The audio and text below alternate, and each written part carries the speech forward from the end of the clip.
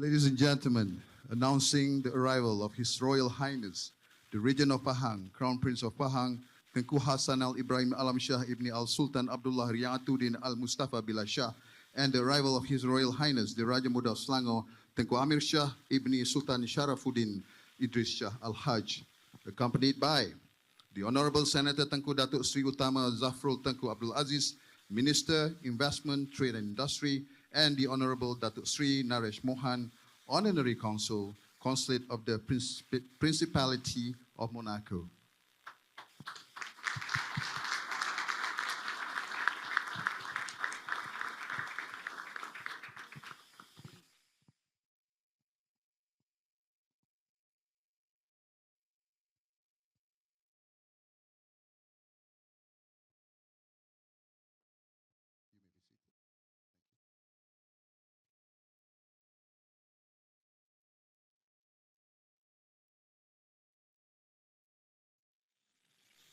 Your Royal Highness, the Regent of Pahang, and Your Royal Highness, the Raja Muda of Selangor, the Honorable Senator Tengku Datuk Sri Utama Zafrul Tengku Abdul Aziz, Minister, Investment, Trade and Industry, the Honorable Datuk Sri Naresh Mohan, Honorary Consul, Consulate of the Principality of Monaco, Excellencies, delegates from Principality of Monaco, distinguished guests, media friends, ladies and gentlemen. Welcome to the inaugural Monaco Economic Forum 2023. Son Altesse Royale, le Prince héritier de Pahang, Son Altesse Royale, le Prince héritier de Selangor, Altesse et tous les membres de famille royale, Monsieur le ministre, Monsieur le consulat honoraire, Excellences, délégués de la Principauté de Monaco, honorables invités, membres de la presse, Mesdames et Messieurs, bienvenue à l'inauguration du Forum économique de Monaco 2023. So, ladies and gentlemen, after 11 and a half hours flight, please join me to give them a big round of applause to the delegation from Monaco.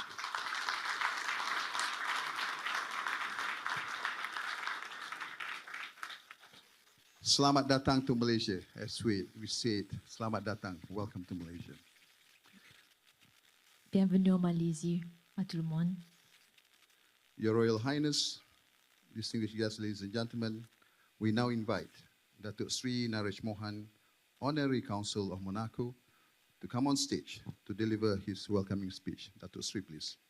Nous invitons notre consul honoraire de Monaco, de Malaisie, Datuk Sri Naresh Mohan, pour délivrer son discours.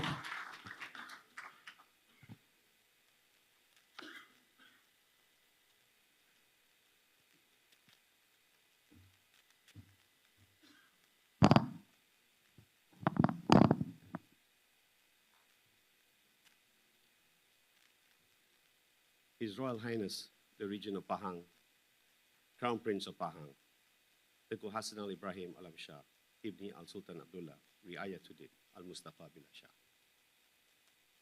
His Royal Highness, the Raja Muda of Selangor, Tengku Amir Shah Ibni Sultan Sharafuddin, Idris Shah Al-Haj.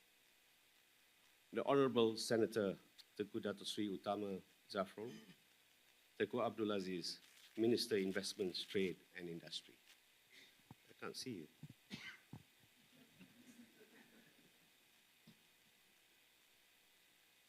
That's better.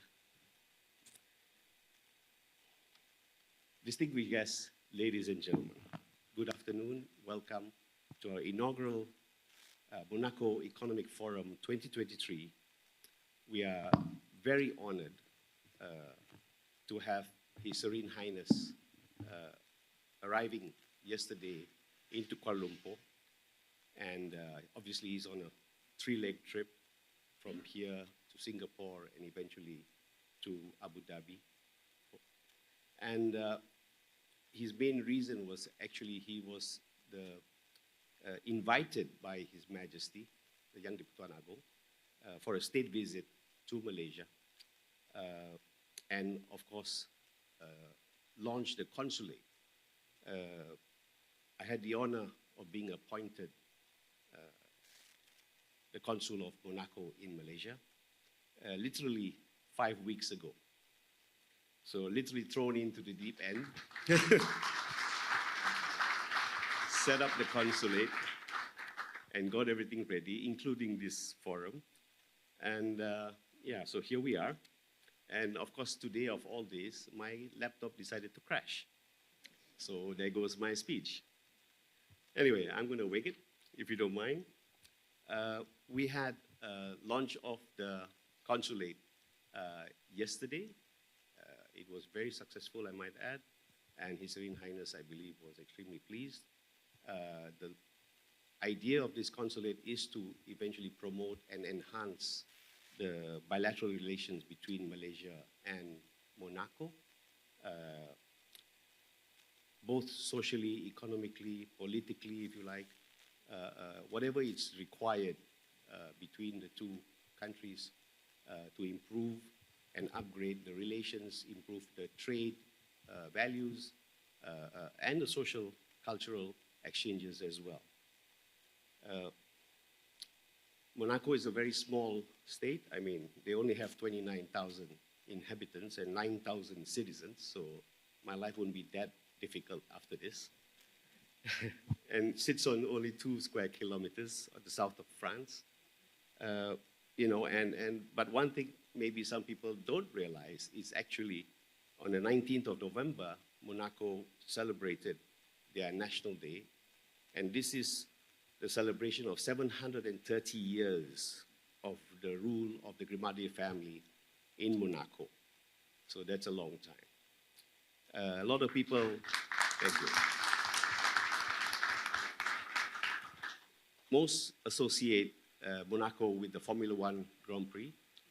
Many people don't realize or don't know that actually they started this a long, long time ago. 1929 was the first Formula One held in Monaco. And of course, another common thread in Monaco that everyone recognizes is the Casino Royale, made famous by our famous spy, 007. You know, but yeah, so one of the first things I decided after being getting appointed as the consul and realizing that we're going to have a delegation coming to Malaysia, I said, look, we need to introduce Monaco to Malaysia. We need to tell the people of Malaysia what Monaco is all about.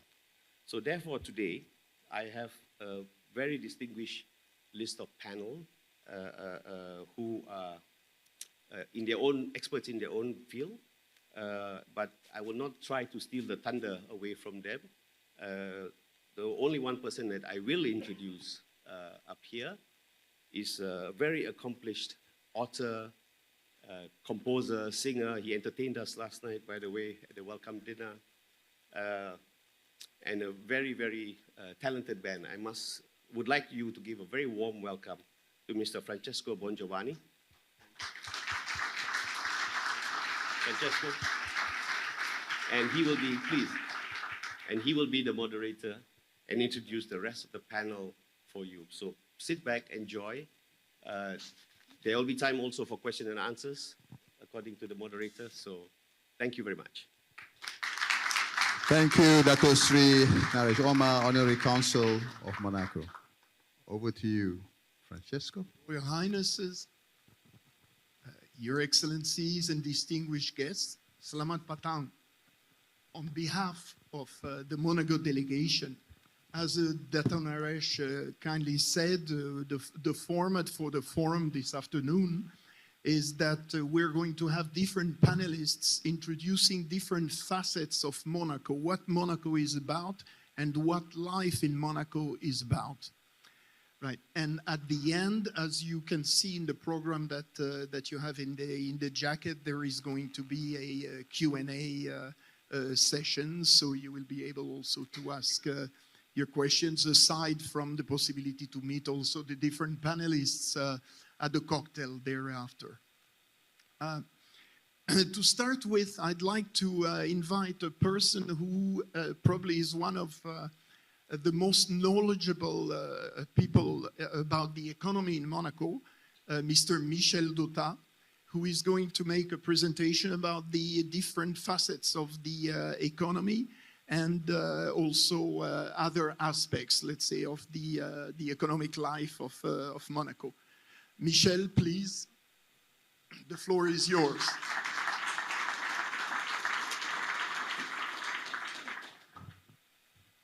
Thank you, Francesco. On behalf of the delegation, distinguished guests, I want to thank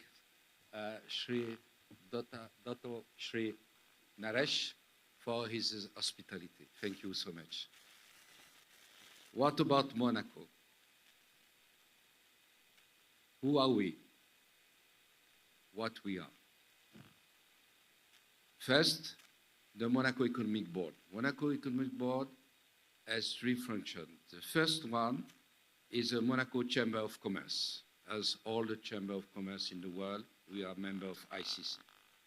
The second one is Invest in Monaco. That means then we prospect and support foreign investors wanting to set up business in the Principality. The third one, which is new, is very important, is the coordination between all those in business, sciences, arts, sport, who contribute to the influence in the world of the Principality, what you call soft power. I'm sorry, I'm obliged to give you now some numbers, then it's not possible to do something else about what is Monaco. Yes, coming? No? Can we launch media? Can you go?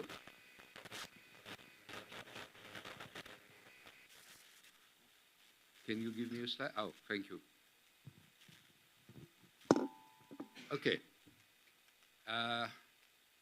As we have been told before, we are only 2 kilometers. What means 2 kilometers? 2 kilometers is, 2 square kilometers is 50% of Central Park. 50% of Central Park. So, and if you are not very high jogger, but just quite a good jogger, in 20 minutes, you can go from one part to the other part of Monaco. So, you know, we are a very, very small country. We are 39 residents, 1,000. We are, the language, is, of course, is French. Everybody more or less speak Italian, of course, and English. Our political regime, I will come back after, is a hereditary and constitutional monarchy. We, head of state, then you know, everybody now knows, is Serene Highness Prince Albert II. And we are member of all international, today, institutions. Monaco has one priority, is the security. The second one is diplomatic relation with 157 countries. That means then we have 130 consulate, and now the last one, in 83 countries.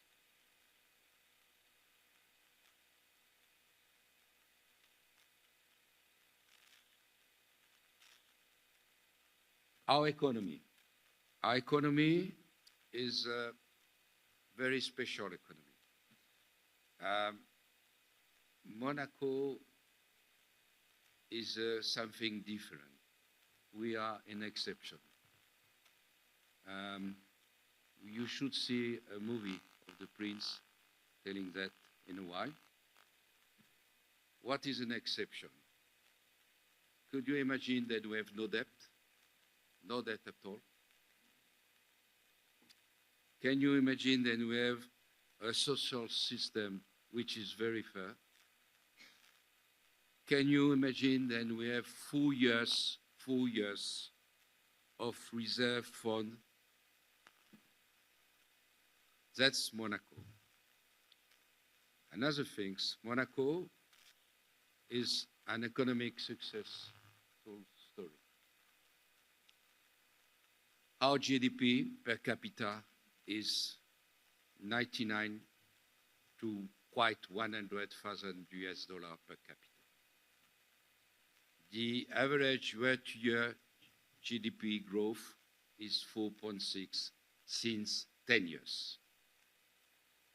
And another very special subject of Monaco, then we have 60,000 employees. What that means, we are 39,000 residents and we have 60,000 employers. That means then every day, you have 1.5 of the population of the country who comes in and out for working.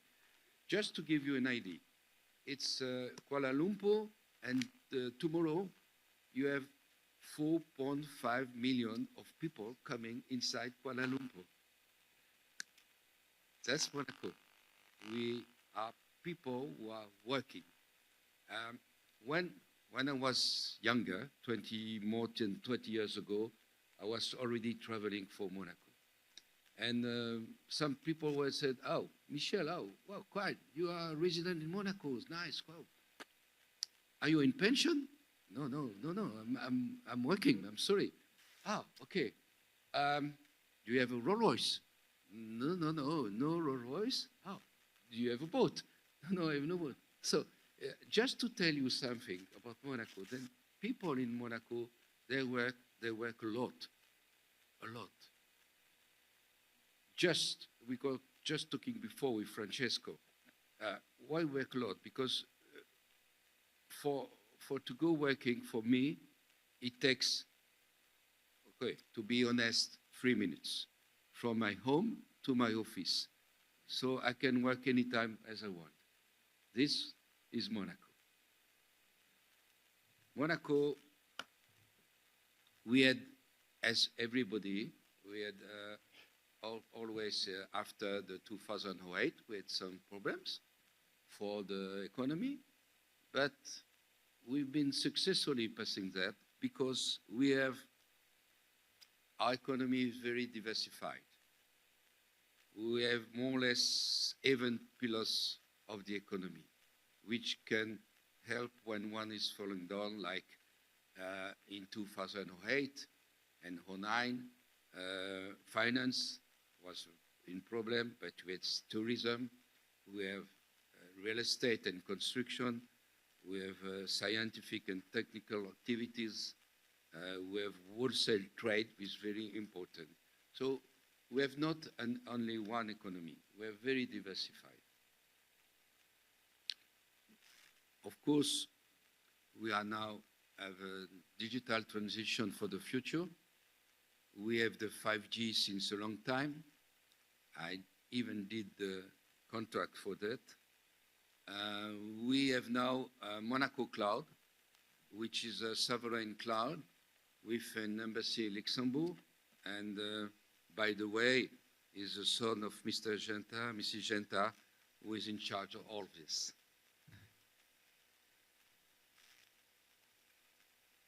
We are, of course, sustainable and responsible model. And we are always working in infrastructure. Why? Because 30% of the budget of Monaco is always involved in infrastructure. We're going to have a new hospital, we're going to have many things. Now I'm going to talk just to you, just a topic on two main segments of Monaco. One is the real estate. Why? Because I've been for 22 years the president of the Real Estate Association, so I know quite a little bit this. And then about the Société des Bains de Mer, which is the main company of Monaco. We will see afterwards why Monaco is so expensive to buy flats. Because as you can see here, you have only 500 and more or less 20, 30, depends, units sold per year.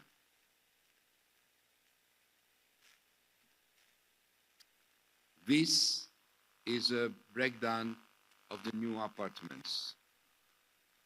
1 to 5 million, 5 to 10 million, 10 to 20, over 20 million euro.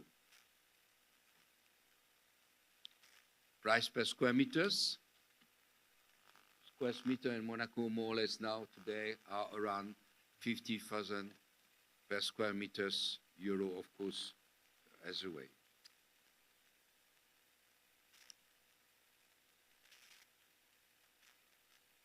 This is the 10-year trend in number of sale and resell. And this is a 10-year trend. As you can see, we are doing 11.3% year to year of increase. That means 161% in 10 years. Now, I just going with you in a little dream, because they've been told don't be too much serious. So we're going to talk about a new development which is quite finished, will be finished at the end of next year, 2024, which is called Mare Terra. Mare Terra means from one part the sea, mare, and terra, the land. This is the integration of the new project of Monaco. There are villas and many green, just to let you see what could be the new development of Monaco. Some of you, I'm sure, they know Bayonne Beach next of Sydney, and we're going to do the same swimming pool as they've been done in Bayonne Beach. The building, this building, I'm going back, this building has been made by Renzo Piano, the most famous, one of the most famous architects in the world, and the first time in his life, he gave his name in the building.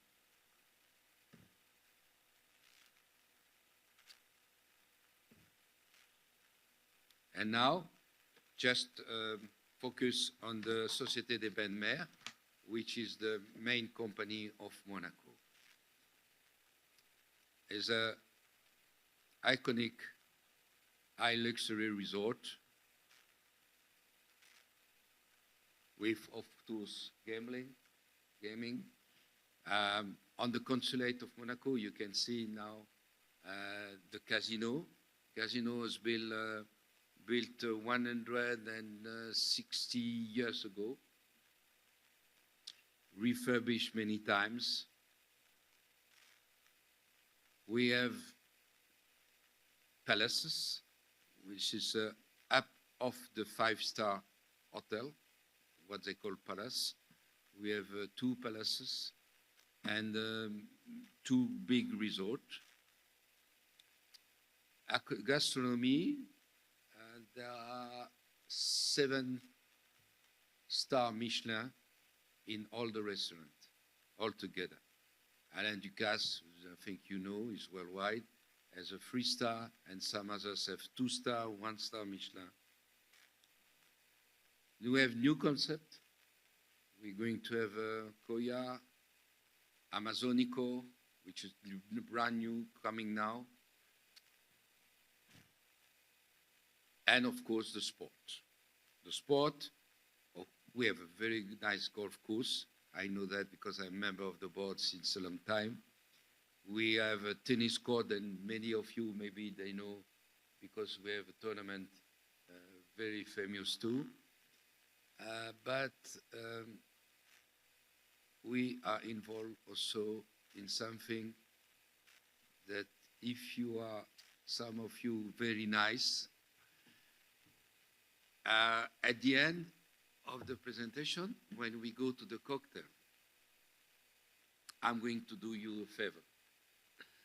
I am in charge of the media of the Formula One Grand Prix since more than 30 years.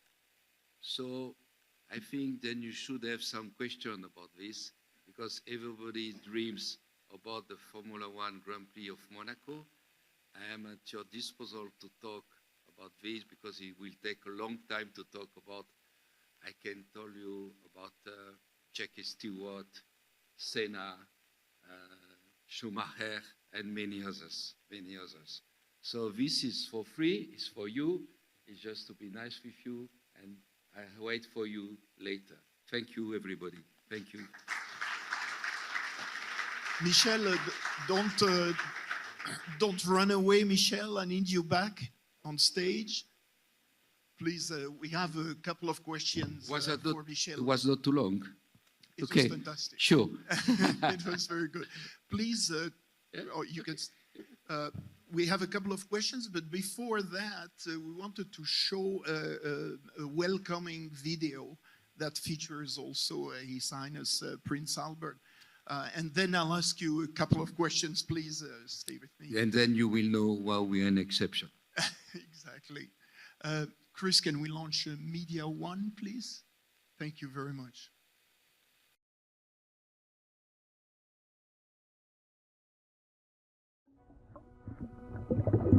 Whether under the sea in a tropical reef, in the depths of a luxurious primary forest, or on a continent covered by ice, an ecosystem is made up of a set of complex and connected interactions.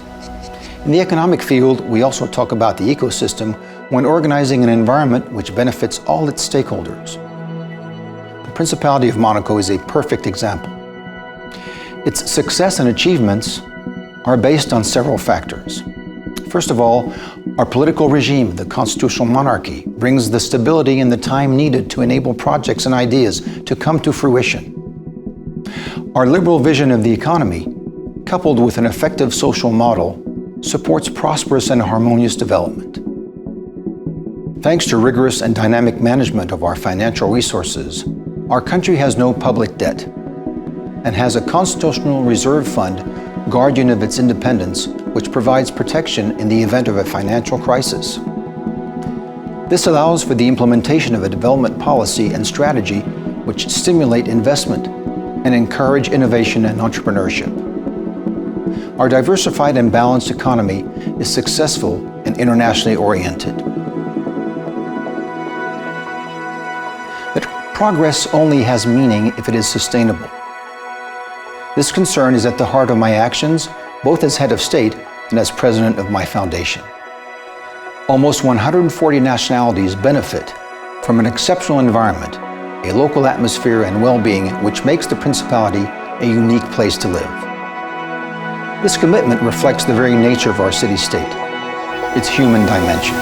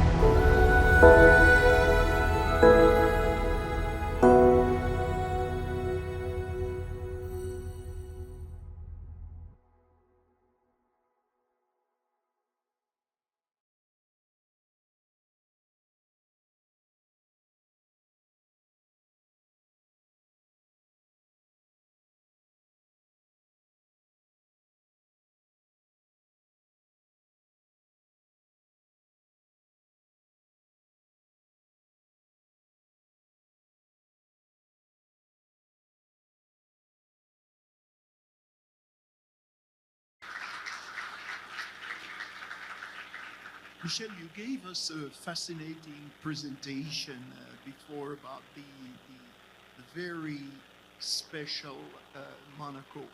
And I have a question for you. You know, Monaco is a symbol also of stability, of wealth, but there are financial crises around the world from time to time, right? We've had some in Europe. There are some that can be waiting to happen soon. And how does Monaco react in time of financial crisis? Thank you, Francesco. First, he's coming now. In a moment, I want to thank His Serene Highness, the Prince Albert II, because you have few head of state who accept to make a movie just for the economy of his country. And I think that was really something that we could have exceptional, that one. As I told before, we have an economy so much diversified. Then, I said in 2009, or after COVID now, for instance, the tourism has been successful to the financial crisis. The real estate is sustainable because it can stay all the time for 10 years. You have seen it. But we have seen healthcare, very important, healthcare services as many countries, but not only, insurance too. So that's why we're not depending on one or two sectors. That diversification, which is very important for us, versus the other countries.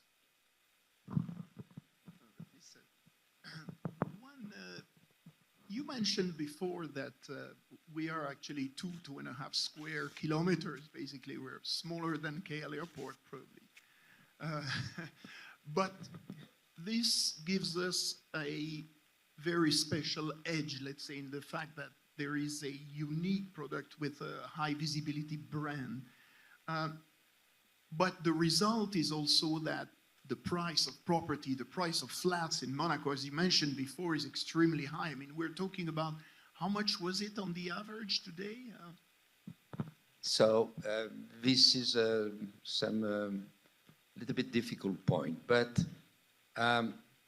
you see, we have seen all the advantages of Monaco, and it's like when you want to go in a golf course club, exceptional one, you need to have a membership. And so to come inside the membership, that has a price. The price, to be honest, is very, very, very, very expensive. But people who comes in Monaco are worldwide. We have not an exception. We have not a nationality specialist who comes more than the others. A long time before, people said, "Oh, do you have Russian?" Well, we have some Russian, very few. The most we had was 700 only, 700. So nobody makes the market. The market is worldwide. You can have people from Mexico, from the States, from Asia, from Italy, from England, from Belgium, Norwegian, Swedish. So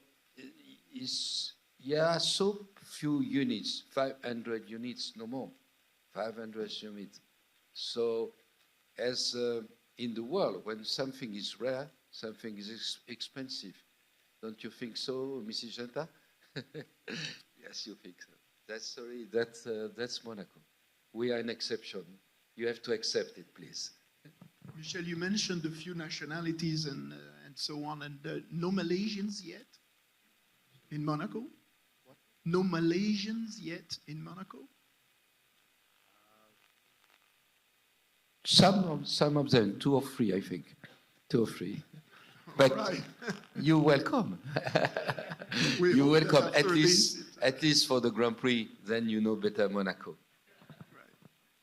Very good, Michel. This was very interesting, fascinating insights from Michel Dautin, whom you can meet at the cocktail later on. And thank you very much for this presentation.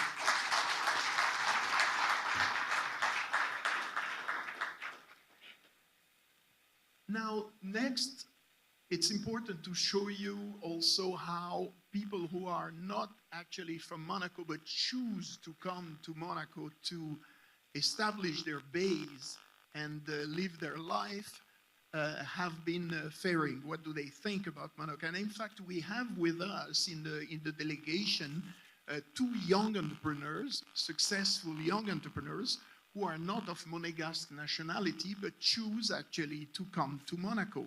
And I'd like to invite now to sit down with us Al-Haj and Manfredi De Filippo.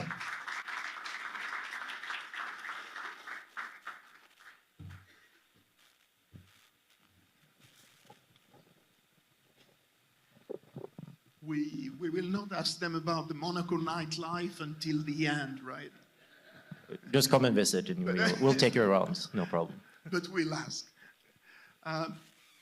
Ole, Manfredi, you're two young, successful entrepreneurs. You choose Monaco as your base. Before we talk about the reasons why you did that, can you give us a little bit of background about yourselves and your activities? Sure. So first of all, I moved to Monaco in 2019. I'm originally from Norway. Well, many people don't really guess that. I'm originally from Norway, grew up there. And I spent probably a decade of my career here in Asia, living in Japan, in China, in Singapore, but also places like Russia and in London. And I moved to Monaco in 2019, and what we do is we have a private investment firm, invest mainly in private technology companies. Our structure is based out of Monaco, but we have offices in London and New York, and we invest globally. So we do about a third of investments in Asia and mainly Southeast Asia, and then the rest of the investments across US and Europe. Thank you, Ore. So for me, I have to say that Monaco came twice to me. Once at birth, because my parents were Italian, but I was born in Monaco. And then a second time by choice, because after having gone, created a career, and I run a multi-strategy fund, and we do venture capital and private equity across the United States and Asia. There was a conscious choice to come back, and I think that was probably the better way. That's why Francesco says that we are here by choice and by birth.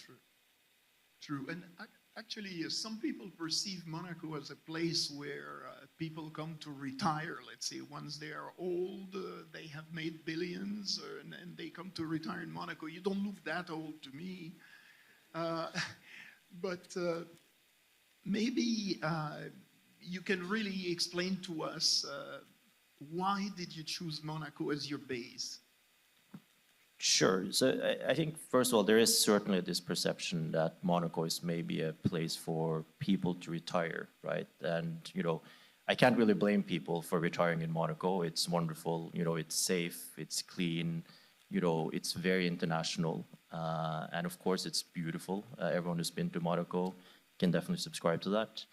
But I also think that, one of the things that Monaco offers is not only for older people, it's actually for a younger generation, right? And one of the things that surprised me when I moved to Monaco is that there's a real community of entrepreneurs, especially tech investors, but also people who build successful businesses that are moving to Monaco. And when I ask them, of course, there's a fiscal benefit, which I think most of you are aware of. That's been one of the reasons, but actually not the number one reason, right? The reason people are coming there is they want a place that's really well connected, right? You have Nice Airport, which is fantastic. They want a place that's safe. I think safety really matters, especially as people establish families. And we see that, sadly, the world becomes a more and more difficult place, but also inside certain cities in Europe, it's starting to become more and more difficult. And it's also very international and well connected. I think I've been surprised by the number of tech entrepreneurs that I met, the number of family offices, captains of industry that are really establishing themselves there. And I think that the Monegasque government has done a fantastic job, especially, Ms. Genta, but also her son, Frederick Genta, who runs the Economic Attractiveness Department, to attract younger new people. And what we really see is a big community now of people coming together, not only to retire, but actually to build their business and manage their business out of Monaco. I can only support most of those points and reiterate them, but perhaps I'll take a different attack then. We've both had a lot of luck to be able to live all over. And I would like to say what a pleasure and how rare it is to have a place where everything works. And by everything, I don't mean in the broad strokes, on when it really matters, but everything down to everything on a daily basis And fundamentally, and we are both, I think, technologically inclined, in a world that's ever growing, with less boundaries, ever faceless, having a place that has a real personal touch for everything. I have an issue with anything, the person is less than 5 minutes away from me. And they do meet, and I can't strangle them in person. Not much, though. And from that perspective, I think that for young people, especially in the world, perhaps, if you were more cynical, you might not appreciate some of the directions. You have a haven and have a small piece of paradise that we all work very hard to preserve, not only the citizens, but the residents who take ownership. And I think that's fundamentally what we're all about. I think just one more thing to add, right, which is that before, I think, and I guess this pre-COVID, right, where we all had this perception that we always needed to be wherever our business was. And I actually think that places like Monaco have become a great benefactor of that, right? Because, before the expectation was 5 days in the office, right? And now we realized that although, ideally some people wanted to be 5 days in the office, reality was that also you can get a lot of things done, through Zoom, through emails, phone calls, and maybe be more thoughtful about meeting more often and being present when you're actually meeting. And I think that opened the eye for a lot of people, that gave them the ability to think that actually I don't have to necessarily live in the middle of London or New York or spend an hour and a half commuting to work every day. And while I'm personally a big believer by meeting people in person, I also think it enabled me to actually say that, well, I can make Monaco a permanent base because I can work here with a smaller team parts of the week, and I can go and travel for other parts of the week to meet my team, meet our partners, meet our associates, meet the companies we invest in. And I think that's also as one thing that's dynamically created a better opportunity for a place like Monaco to exist. That's great to hear. I myself lived 15 years in Asia, mostly North Asia, and there was some readjustment when I came back to Europe, actually. And one question I wanted to ask, especially Ole, because you spent quite some time in Asia, how was the readjustment when you came to Monaco? Well, first of all, Monaco is a small place. There's not a lot of Asian food. That's the one thing I'd like to highlight. So if you like diversity of food, I think that there's fantastic Italian, French, food. And there's, of course, also restaurants that are Chinese and Japanese, but we might not have the same diversity in terms of food. Maybe more seriously, what food represents, right, is community, right? And I think that one of the things that really matters for people, not only to, move somewhere, but actually to put down roots and feel like they can have a home, is having a community of people with similar experiences, shared backgrounds, similar age, similar interests.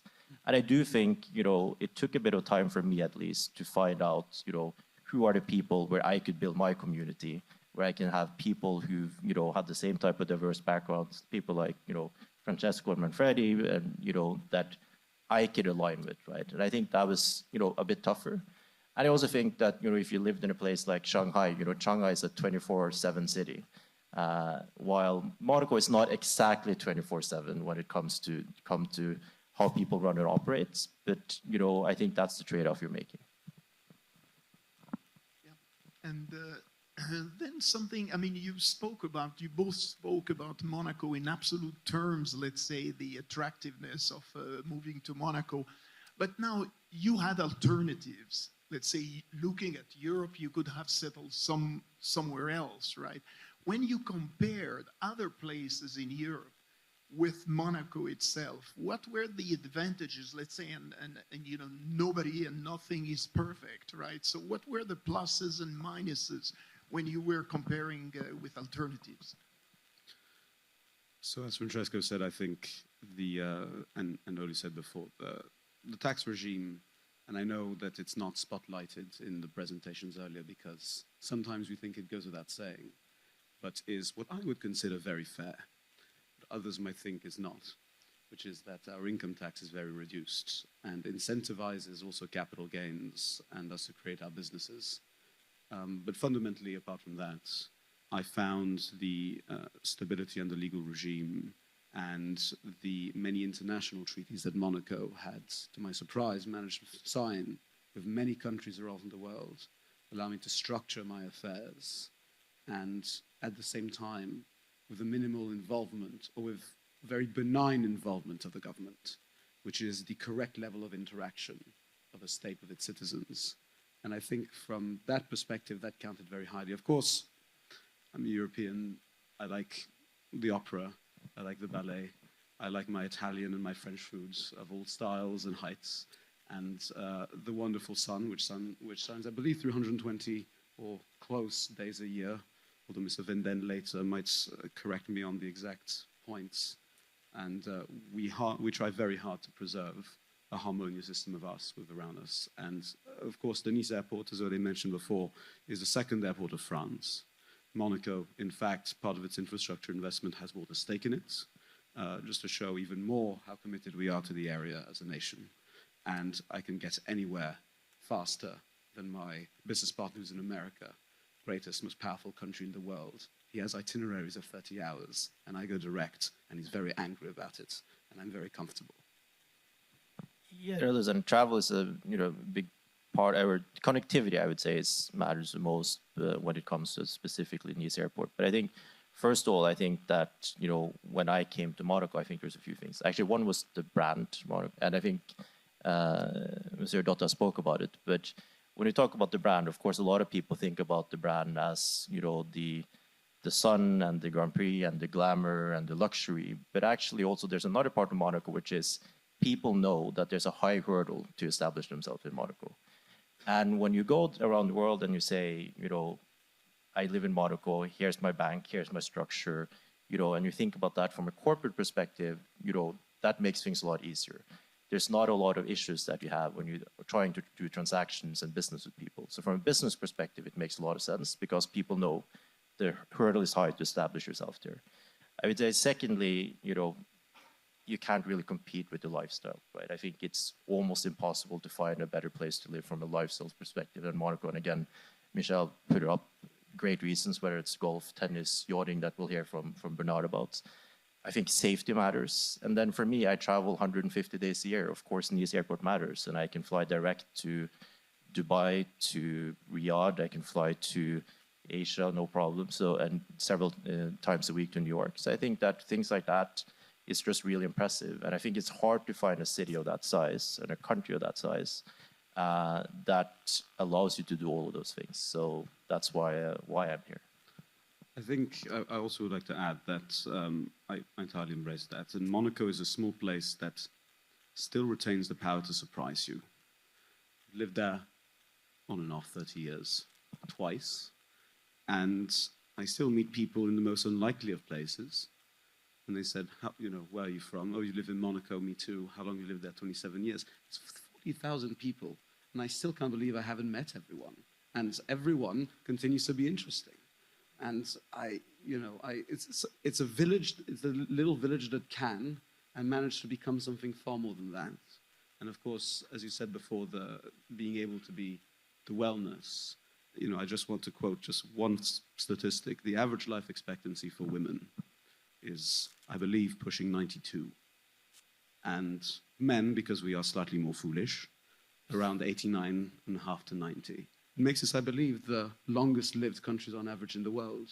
So my thought is, if people want to live for so long and cling on to life for so long in a country, it must be doing a few things very right.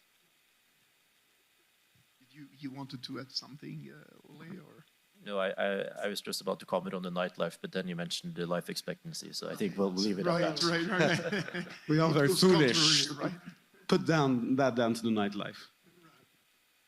Well, we're going to thank, please give a round of applause to young entrepreneurs.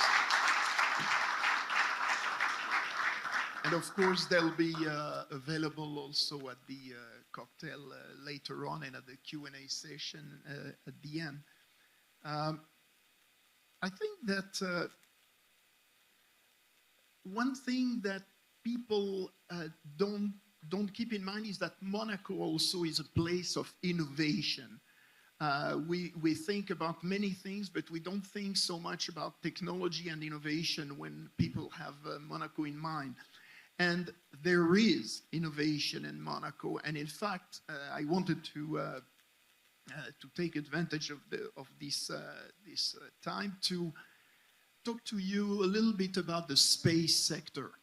There is a thriving young space sector in Monaco, and it's epitomized by 3 companies. The first one, Venturi, which was actually named by Dato' Naresh earlier today, makes rovers that go to the moon then. They're cooperating with NASA also, and their rover is most likely to go to the moon very soon. So we have a short video about Venturi, and I'd ask our operator, Chris, to launch media number 5, actually.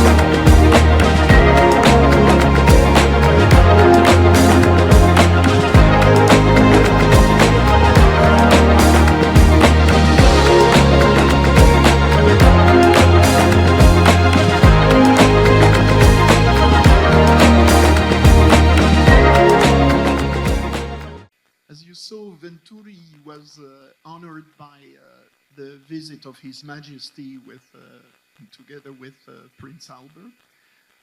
And he's planning a mission in the next few years with NASA to in fact send the rover to the moon.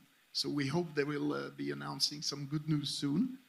And there is also a company in Monaco that has launched a communication satellite, a large communication satellite made by Thales, in the orbital position of the country, 52 degrees. And this is MonacoSat, which is partly owned by the government. And the communications actually cover the MENA area, Europe, Middle East, and North Africa. We have a very short video of just a minute about MonacoSat.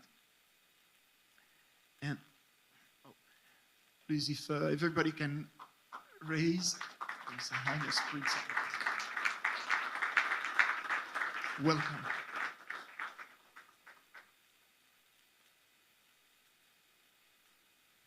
Ladies and gentlemen, announcing the arrival of His Serene Highness Prince Albert II of Monaco.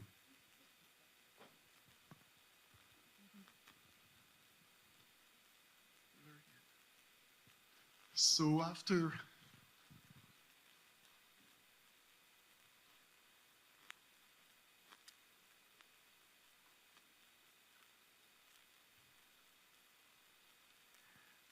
So after the video of Venturi that we just watched, we're going to watch a very short video of MonacoSat, the second company in the space sector in Monaco. I would like our fearless media operator, Chris, to launch video number 6 now.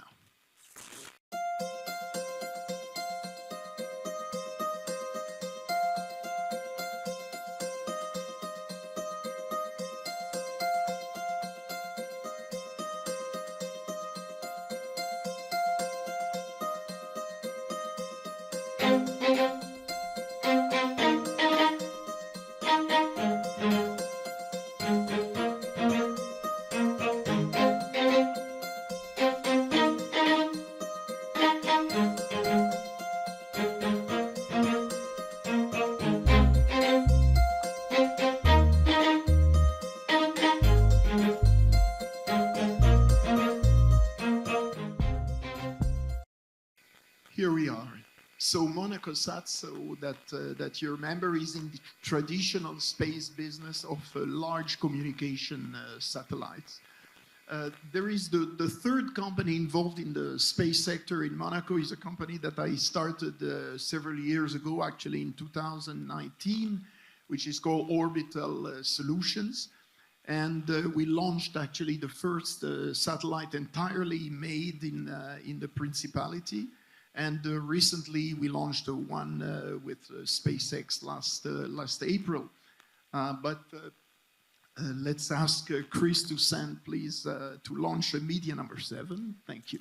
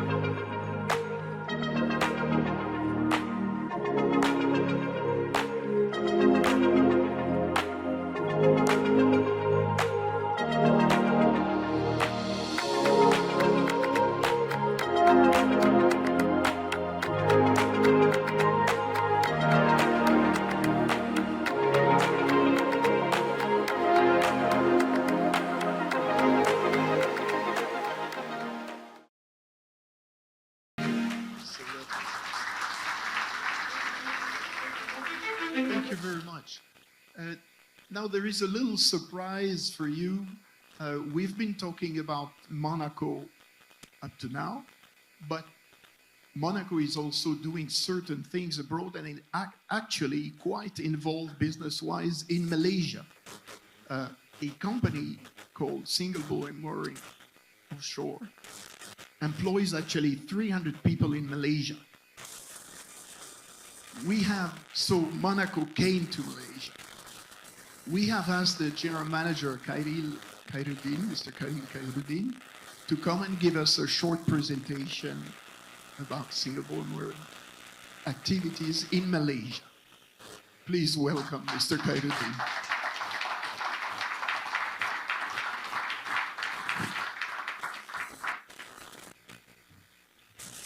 His Serene Highness, His Royal Highness of the Crown Prince, Minister of Trade and Industry, Assalamu alaikum and good afternoon to all. I think Mr. Giovanni was saying that we need to lighten up a bit. I want to reply to Mr. Manfredi saying that for 40,000 of 27 years, but have not met the 40,000 of Monagesh. In my village, you do one wedding ceremony, you will see all the 40,000 people. So I came from Perak, and I guess that's the difference, but that's what makes it special. In introducing SPN Offshore, rightly so, that technology is something that is not correlated a lot with Monaco, but at the same time, we also don't know that there is a long relation of SPM Offshore and Malaysia. To introduce SPM Offshore, I would like to play a short video for all of you. At SPM Offshore, we're putting our tried and tested marine capability and oil and gas know-how at the service of a new energy era. One that is true, with honest conversations about what it takes to reconcile global supply, security, and sustainability. One that is blue, unleashing the power of the ocean responsibly and respectfully. An energy transition that brings innovative answers and sets the pace for change. Putting our 60-plus years of deepwater expertise in action, we are driving progress forward. This is a true blue transition.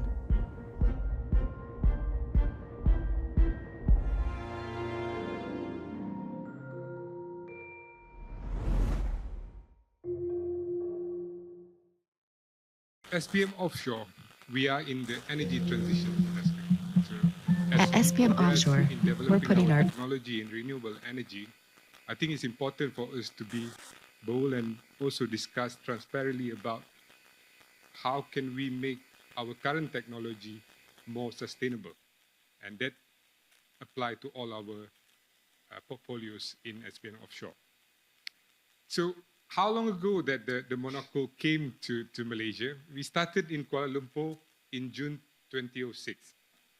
And it started as well in focusing the engineering, construction, and supply chain of an FPSO. Location-wise, we are in the KL Central, in Platinum Central. We talk a lot from 2006 to now, whether we want to move to the TRX, to the KLCC area where the oil and gas industry are prominent. But I guess if you know KL Central, that's where the connection between the transportation hub and we never move from there. So we're going to continue to stay there. And now we have about 300 employees and 13 nationalities in Malaysia. Next. And then when it comes to the history, the first and still the largest FPSO in Asia, FPSO Kike, where we have our joint venture with MIC. It started from 2005 to 2007, and it's still standing till today. As from that experience, transfer of knowledge that we have done between Monaco and KL, we have then continued to grow our expertise in the industry. We expand to the turret, and then we have also expand different client with Noble Energy and ENI. As we grow to 600 employees, we then move to Platinum Central. As we set our foot in KL, I think we wanted to grow more and to be involved in the society. And we have set up our CSR team, the C2 Challenge, and we also won in 2018 as the Malaysia Healthiest Employee and Workplace. We then also ventured to the Camboy industry. And as recent one, we then continued to be in the Exxon and recently with Petrobras in the new, what we call as Fast Forward FPSO.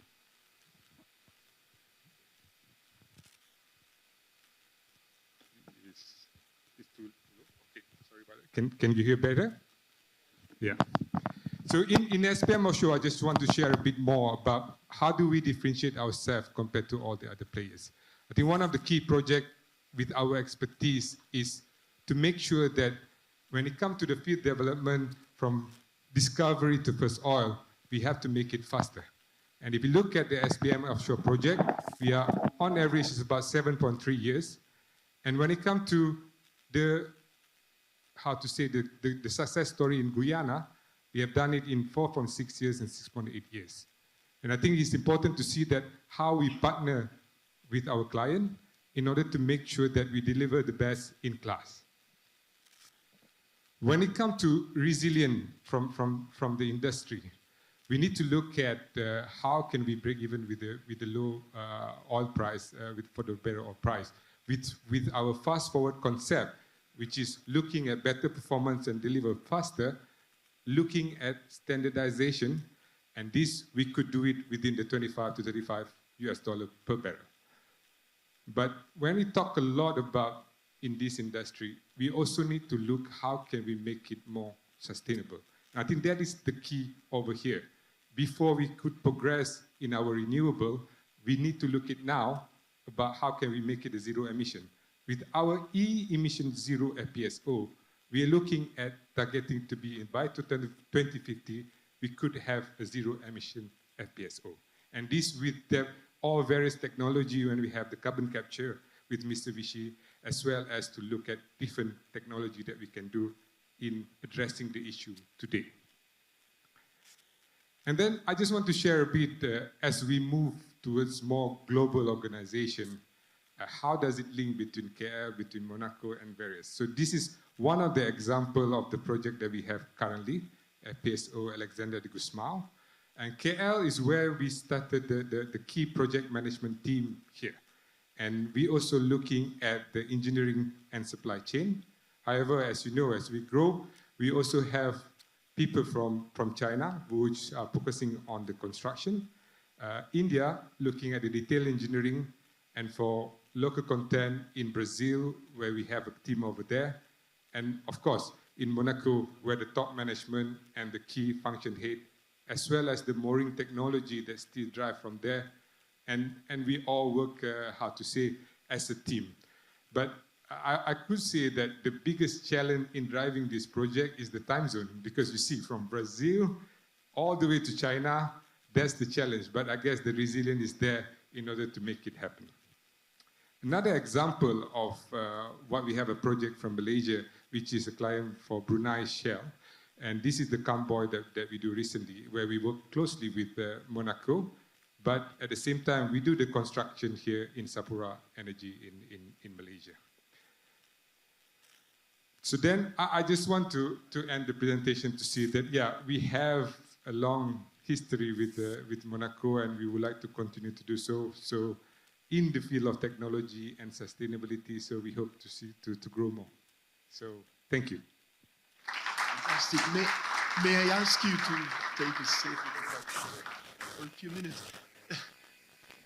Very, very interesting, fascinating. So Monaco has come to Malaysia. In fact, we could say this is the first success story. You can say really it's a success story. Indeed. In a sense. And you're planning to expand the operations? Yeah, I think as you see today that we are doing a lot of Petrobras project from Malaysia, and having that kind of expertise in Malaysia in project management engineering, that's where we want to focus on growing over there, and as there's more business coming in, yes, for sure. Right. And one question, it's in the back of my mind. Why, as far as you know, did SBM choose Malaysia, besides the good food, let's say, besides the great food that you have here, but why did they choose Malaysia as base? Yeah, indeed. I think the gastronomy is one of the reasons we love food in Malaysia as well. But I think it started with the joint venture with MIC. So I think that's where with FPSO the history starts from there. But it doesn't stop over there. I think as we grow working together, and as we understand each other better, you can see that there are different type of client, different type of project. It's getting bigger, yet we continue to work together in that project. So I think the key expertise that we have in Malaysia as well on engineering and supply chain, that helped to grow it further. Fantastic. And as it was the first case, let's say, of a Monaco company coming to Asia, or let's say coming to Malaysia at least, were there any cultural difficulties in adaptation, let's say, that you felt from the Monaco side, but especially from your side? Was there any difficulty adapting, let's say, to work with Monaco? I live in Switzerland for 3 years, so I can say there is a difference. They are different. I think there's a lot of difference between Europe and Asia. But then one key thing, I was talking to my team on the Deepavali event that we have recently. As you look at the column with all the colorful Deepavali decoration, diversity is one of the strengths in Malaysia. I think when we are in the multicultural environment, we really adapt ourselves well in different kind of culture. And this helps in order to integrate the two much more better. So I think one key of it is of course, the diversity and inclusion. And now we have 13 nationalities, so that makes it much more easier. On the second part, I think it's about project. As you work in the project environment, you have one direction, one vision, one key objective for you to deliver. When it comes to this, regardless of what are your background and culture, you're all pushing towards the same direction. And that also helps in order to cultivate that two culture together. So yeah, diversity and project objective, that's the drive to make sure we work better together. Fascinating. Maybe we can give a hand to Thank Mr. you. Ri'ayatuddin, General Manager of SVN. And we have with us His Serene Highness Prince Albert II, who happens also to be president of the Yacht Club of Monaco, which is an iconic item of the Monegasque landscape. And we have with us actually the person who runs the Yacht Club on a daily basis, who is an avid and very expert sailor also, and who has made this, contributed really a lot to making this Yacht Club one of the top ones in the world. And I call Mr. Bernard d'Alessandri, head of the Yacht Club.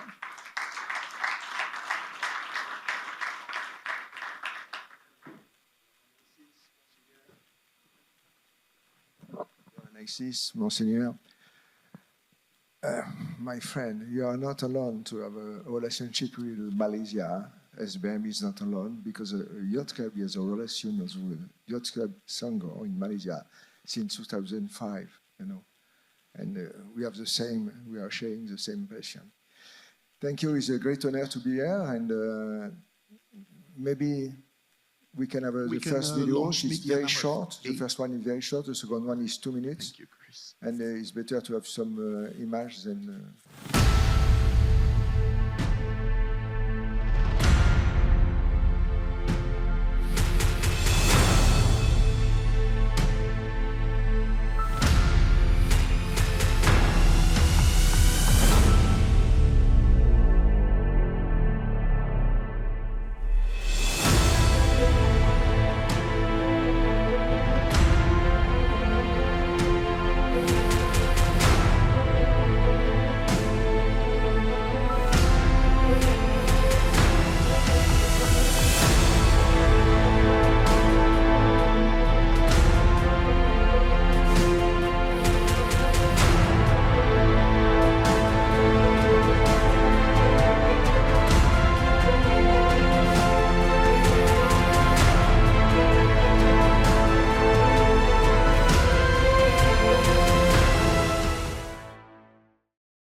L'art de vivre is our Al-Haj. take back my gift because I received a gift. I'm very proud to receive the gift from the Royal Lankawi Rutger where we were Saturday. Thank you. And maybe we can send the second one, or Yes, do you but have a before question? that, I'd like to ask you a couple of questions before we send Please. the next video. The Principality of Monaco has a very strong commitment to the environment, and this translates also in a commitment of the yacht club towards environment policies, right? How does it translate? What does the yacht club do when it comes to environment?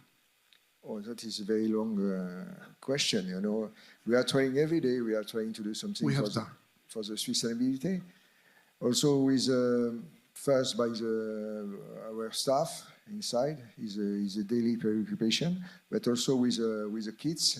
And we are trying to have the less damage for our planet, when we are doing something. And we have different actions. The first one maybe is we have the first footprints for the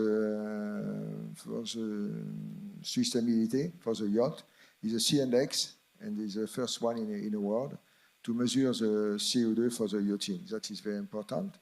And the second one, we have every year we have since 12 years now, so we have a big meeting with 41 or 45, it depends of the year, different high school or university, and we have a race without CO2. Our objective is to make the race on the sea, but also on the land, without CO2 during 3 or 4 days, maybe 1 week. That is and it's a very good opportunity to bring our participation to build the future of the yachting, because the future you have to change, the yachting you have to change, and is our contribution for the contact with the young generation and to build the future yachting, and I invite you to visit that. It's very interesting. And we have different action also in our marina, in a port, and in fact, we would like to protect our ocean. And what about something that has been going on for several years in Monaco already, the energy boat challenge? I mean, you manage events, but you are also taking care of this energy boat challenge. What is it? What do you do there? It's a race. Like I said before, it's a race with different students from everywhere in the world. We have a different university from India, from China, from Peru, and of course England, America, and different. And it's open source, and every night we are sharing the knowledge, and it's very, very interesting. Believe me, I can invite you to visit us for these events. So in fact, these are boats that are, it's a challenge, it's a race of boats that are only powered, small boats that are only powered by solar energy, right? Not just by the solar energy, but also by the hydrogen or different type of the energy. Right. Any renewable energy, let's say. And so you mentioned before there are people from some competitors, let's say, that come from India, from China, and so on. Anybody from Malaysia so far? Not yet, but I hope after this meeting we can have an Indonesia university coming in, and we are very pleased to receive you. And if we can help you, maybe the first year we can send an observator, and the second one you have a boat. And SBM is a partner of our event also. Thanks to SBM. So we hope to see some universities from Malaysia maybe sending some students in Monaco for the Energy Boat Challenge and participating in the competition alongside the competitors from the rest of the world. And Bernard will be, of course, available at the cocktail to give you more information about this. Fantastic. Well, we can maybe give a hand to Bernard Alessandri. Thank you so much. Sorry. You have a second video, sorry. C'était un de nos rêves, c'est devenu une réalité. Les pavillons qui viennent d'être envoyés flottent fièrement sur notre nouveau siège.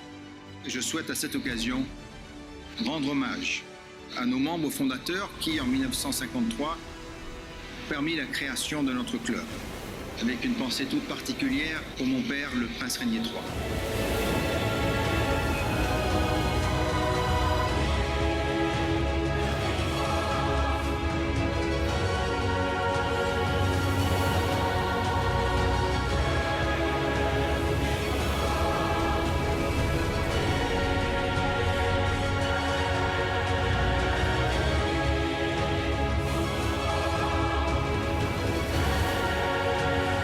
Such a flagship means opening up new horizons and in some ways taking on a new adventure. Le yachting n'est pas qu'une activité de loisir, c'est aussi une industrie en plein développement. Fédérer l'ensemble des professionnels, mutualiser les moyens et développer des synergies, telles sont les actions que nous entendons mener pour mettre en valeur nos atouts.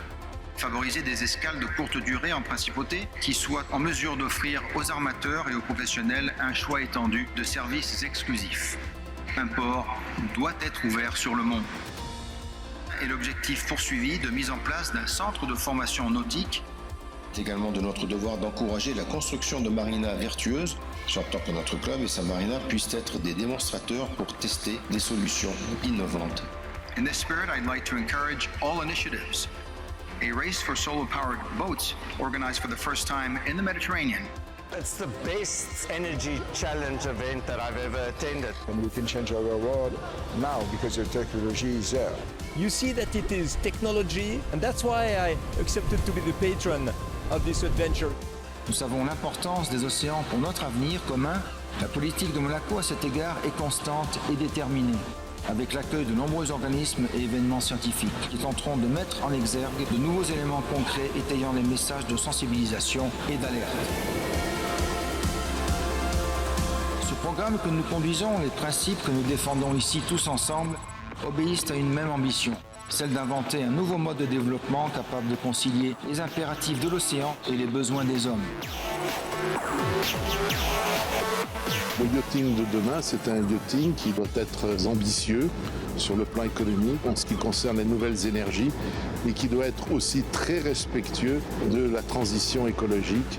Il y a beaucoup d'acteurs, près de 1000 emplois à Monaco sur le yachting. C'est un facteur essentiel de l'attractivité de Monaco. Monaco est toujours un exemple. Nous sommes un petit État avec une forte réactivité, un fort engagement de nos partenaires du secteur privé. Nous devons montrer l'exemple et nos investissements sont à la hauteur. Nous voilà donc fin prêts pour une nouvelle étape. Soyez les bienvenus à bord. S'il nous appartient à présent d'écrire ici un nouveau chapitre de notre histoire maritime, à nous de garder le cap pour faire de nos rêves communs la réalité de demain.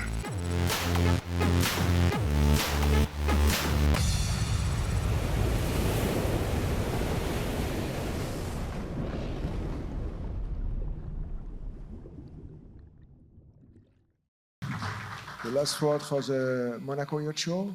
And the special show in Monaco is the Monaco Yacht Show in September. And the Serene is one of the best yacht show in the world. And I invite you to visit the Monaco Yacht Show and the Yacht Club. You are very welcome. Thank you. Thank you very much, Bernard. And now, something that's very dear to His Highness Prince Albert is his foundation that reflects his own commitment, his own life commitment to the environment, and especially now the oceans. I'd like to invite the CEO of the Prince Albert II Fondation Prince Albert II, Mr. Olivier Wenden.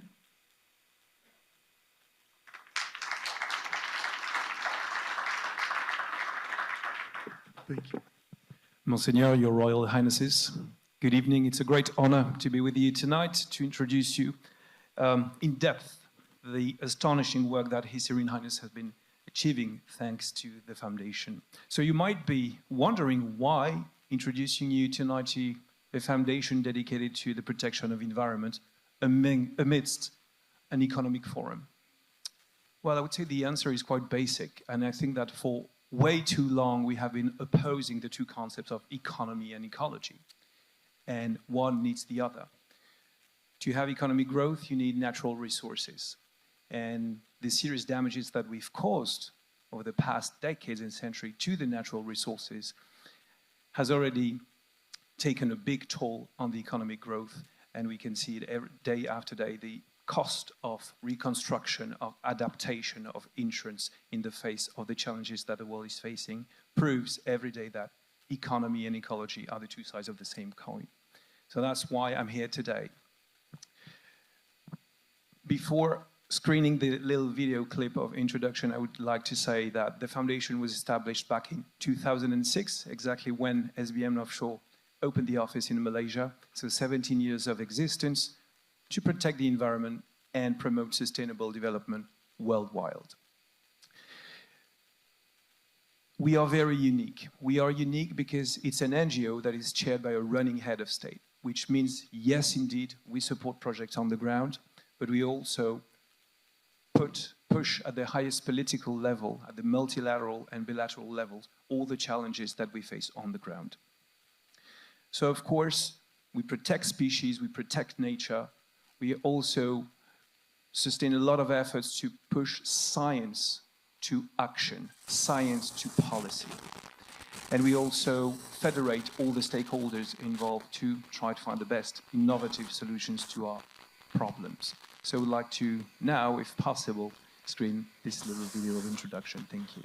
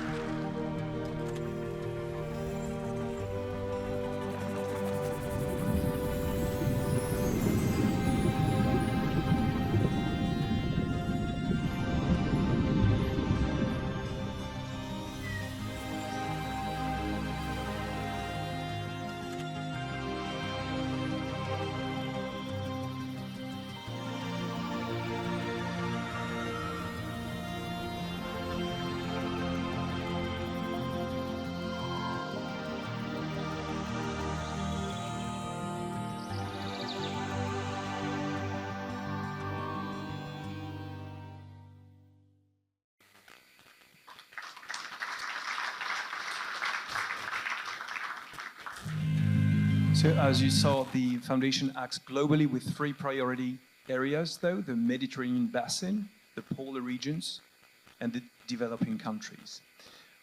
We cover the entire scope of environmental protection, as I said, and working on mitigating climate change effects, protecting biodiversity on land and at sea, and also promoting sustainable access to fresh water to the majority of communities around the world.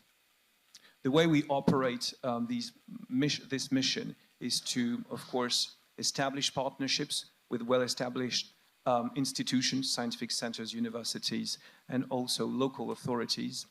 We have a strong pillar of our activity to raise awareness and to continue raising awareness towards decision makers, towards CEOs, and also the civil society. And last but not least, more and more we work to accelerate innovative solutions. And when I say innovative solutions, not only are we talking about technology, of course, we're also talking about new ways of addressing old challenges. So far, we have roughly supported financially 800 projects since 2006, so for the last 17 years. We also question the fact of how can you deepen the impact that you have around the world. We're still a small foundation, but we still want to have impact. And in that case, we decided to go a step further. And yes, we continue to projects operated by third parties, but we have also developed our own projects. We call them initiatives, and we are now running 13 of them. Over the last 17 years, we have already granted 110 million euros to support these projects and initiatives around the world. And to sustain this global presence, we have now 11 branches. The latest office that we opened was last September in Sao Paulo for Latin America. I was talking about impact, and you probably are familiar with the Sustainable Development Goals of the UN, the 17 goals of the UN. These are the main pressing challenges that the world has to face, and the foundation has positioned itself to address certain SDGs, like the number 14, for which Prince Albert has been very instrumental in developing this SDG 14 dedicated to ocean life underwater. We have SDG 13, equally targeting climate change. We have number 12, which is about consumption and production, and SDG 15, which is about life on land. So as you can see, and this diagram shows you how we displayed our own projects, our initiatives to address these challenges. And the more we work, the more we try to address these challenges in a very holistic way, to find a nexus. And you can see, and that will be the upcoming slide, regeneration. I will have a little focus on that initiative. Regeneration is a program that is at the core of these SDGs. It's a program that is targeting future leaders. Right, you said something really important a moment ago. You said for too long, economic development has been, let's say, has been put against environmental development. So that means that it should go together. Can you maybe elaborate on this? Yes, with pleasure. So it might be counterintuitive for a lot of NGOs, but indeed, we believe at the Foundation that there can be a win-win situation. We can promote economic growth in a sustainable manner and respecting natural resources. So regen is really to change the mindset of people. We want to promote a new generation of talents, from scientists to activists to sportsmen to financial leaders who think differently. And how do you engage with the private sector to do that? So that's my next slide, Francesco. Well done. So the private sector, again, philanthropy is absolutely crucial. Don't get me wrong. It's crucial to fill the gaps between the public and the private sector. It fills the gap between science and action. But again, let's face it, it's not enough to address all the daunting problems that we have to face. We need to embark the industries, we need to embark the companies, we need to embark the financial institutions if we want to change the way we produce, we live, we travel. And this is probably what is most urgently needed if we want to succeed that transition towards a sustainable world. So when we work with the private sector, I'll give you two examples here. So we decided to target the ocean conservation, and we've developed a program with MIT. It's called MIT Solve. It's an annual program to sustain, promote startups that are bringing innovative solutions to ocean conservation. And in parallel, we have launched in 2022 the Ocean Innovators Platform, which is a community of roughly 200 people around the world, bringing together CEOs and founders, but also pension funds, investment funds, bankers, and philanthropists. And this time, it's a community that promotes up and running companies. So we're talking about Series B, which means companies that are in benefits, making roughly 10 million euros a year, and that provides innovative solutions, sustainable solutions, and profitable solutions for the ocean. It has been quite a success, I must say, and we decided to go this year in 2023 even a step further. But why actually did you decide to launch a private equity fund?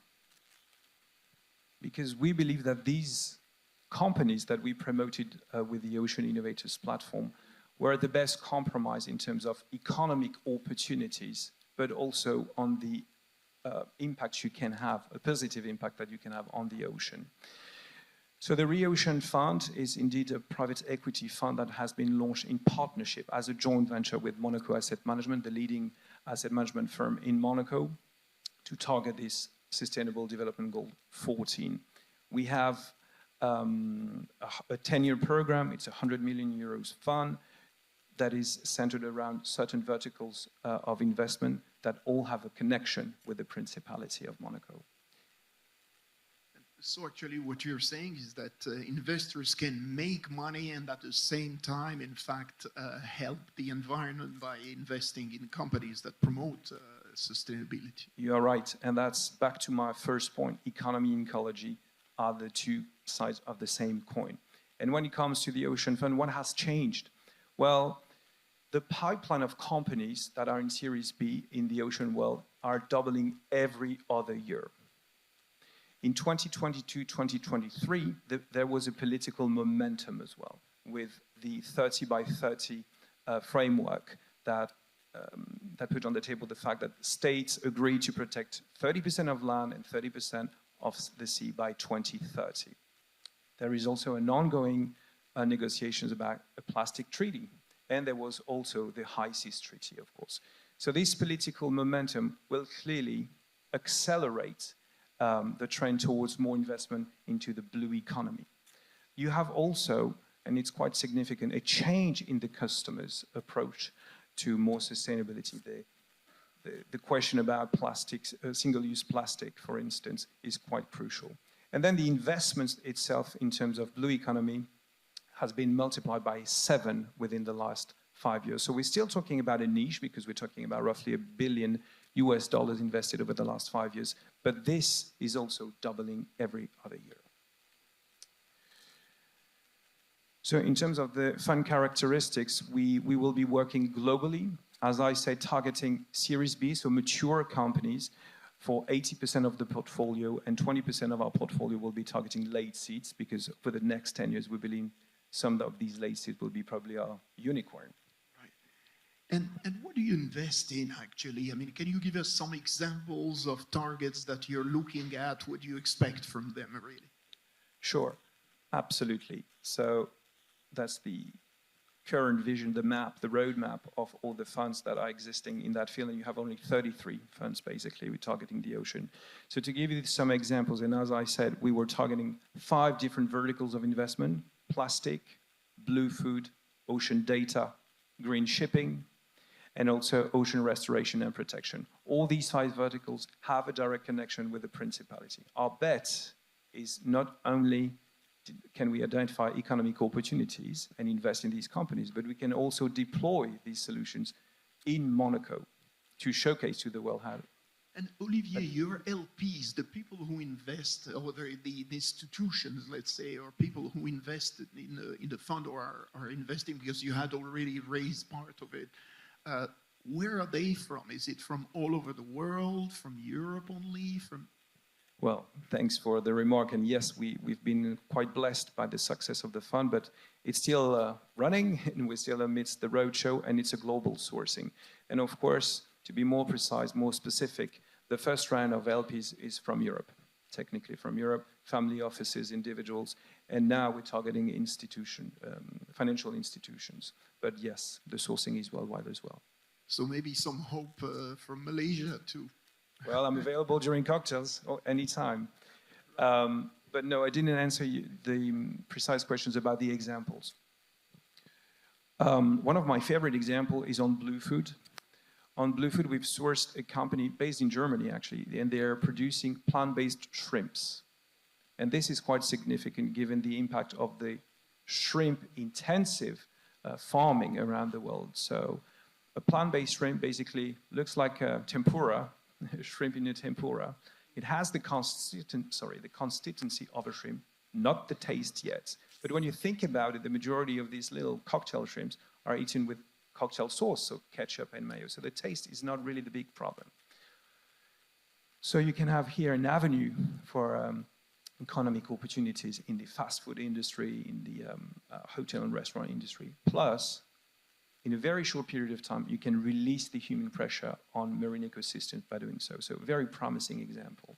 The second example, and you probably heard about it, would be NotPla. NotPla stands for not plastic. French and English combo. It's a startup that was incubated at Imperial College. And they invented a pouch of water. So no more bottles needed. You just put the pouch of water made of seaweed into your mouth, it dissolves, and you have got your water. So that was the funny example. But now they can do coating as well for cardboard cups. And then, you know, the cardboard that is used in the fast food industry to protect your burger, because these cardboard cups, for instance, you always need a coating to make sure that is water resistant. So the use of seaweed, there's again another avenue of developments for the next years to come. Now, Olivier, if some targets were found in Malaysia, let's say some young companies that are developing interesting technologies and so on in this sense of sustainability, would you look at them? And, I would be very interested into looking into very seriously, and we have started the process of DD because the first investments will start at Q1 2024. And again, we're not targeting a certain region of the world. It's a global sourcing also for companies and deployment. We hope that the global south can definitely benefit from our investments, but we are very open to all the good and innovative solutions that stick to Series B. Fantastic. Well, you'll find Olivier Wenden, the Vice President and the CEO of the Prince Albert II Foundation at the cocktail reception later on. Can we give a hand to Olivier?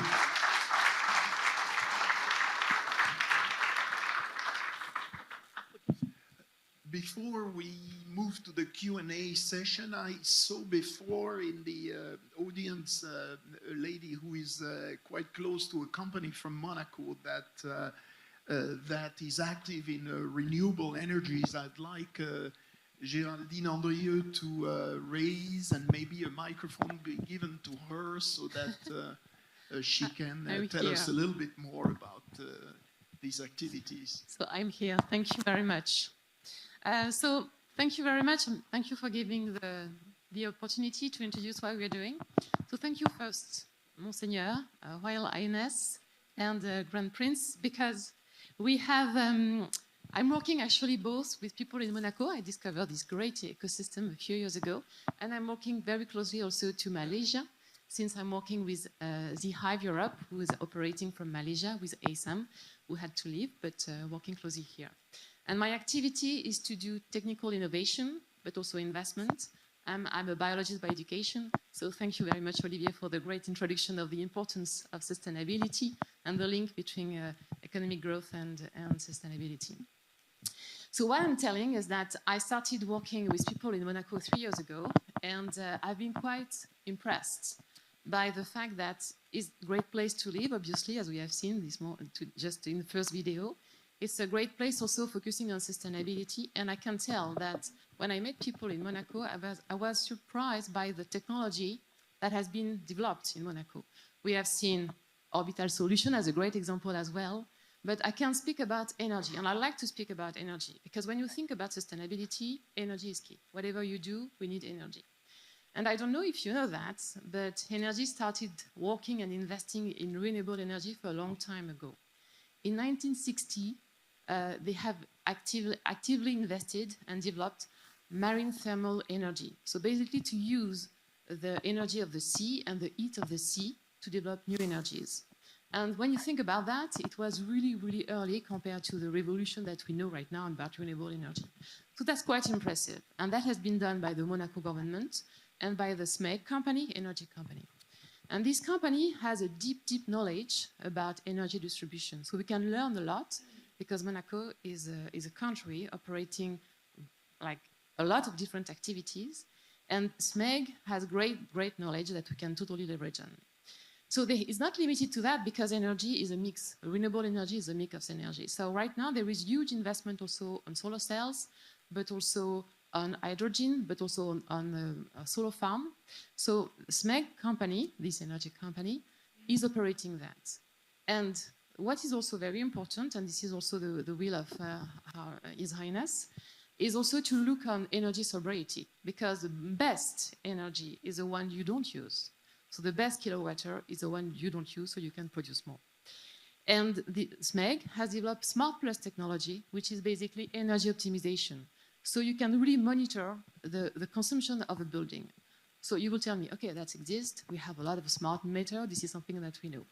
But this is why Monaco is quite unique as well, because SMEG knows that it's important to monitor, but it's also important to decrease the cost of the monitoring.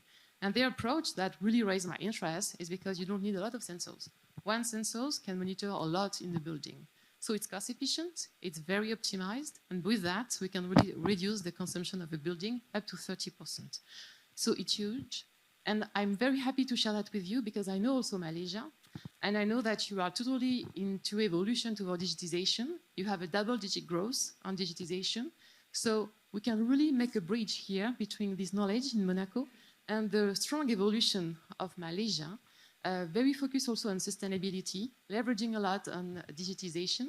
And we have started discussing with different companies here in Malaysia about this smart plus technology and how it can be used. And honestly, we had a great feedback, and discussions are ongoing. So happy to make that happen and to connect Monaco and Malaysia. Thank you. Thank you very much, Geraldine. We're now moving to the Q&A session. Our panelists are here, all of them. They're seated in the almost front row, let's say.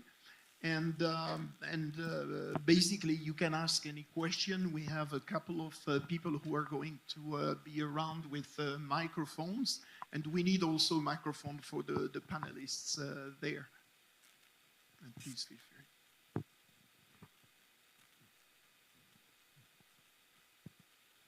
Any questions for our panelists?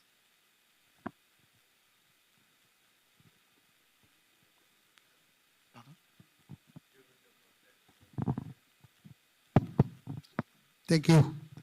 My name is Eric Shania. I come from a beautiful island like Monaco in Langkawi. Yeah? I'm very touched because, thank you.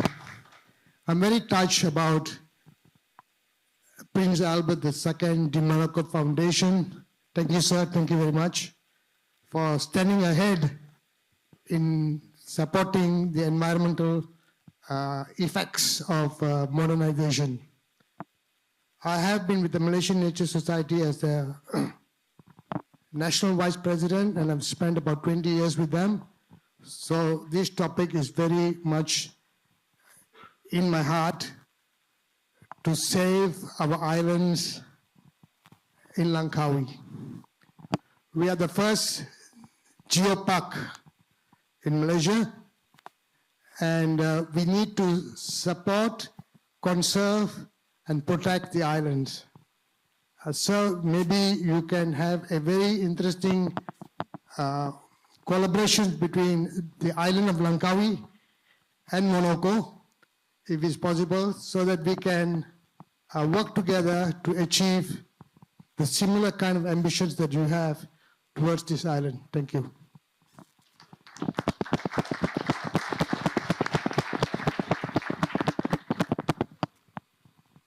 Any other questions? Otherwise, questions can be asked during the cocktail to the panelists who are going to be there.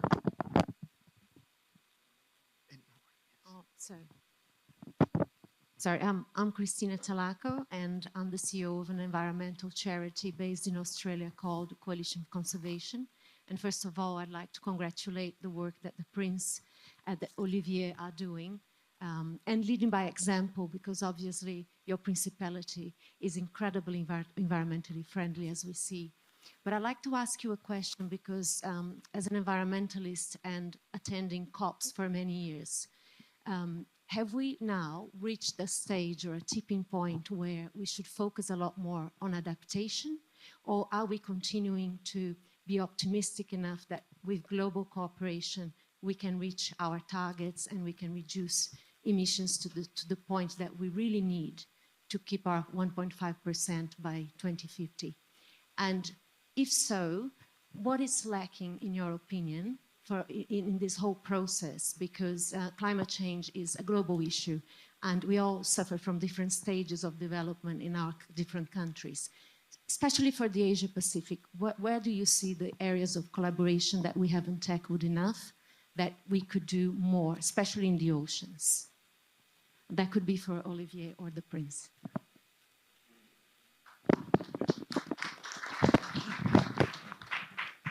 Thank you. That's a hard one. Well, and you've got media in the room. Well, let's be blunt and transparent here. We need more will, more political will as well. But again, we all know that the political time is not always aligned with the sense of urgency that we all feel.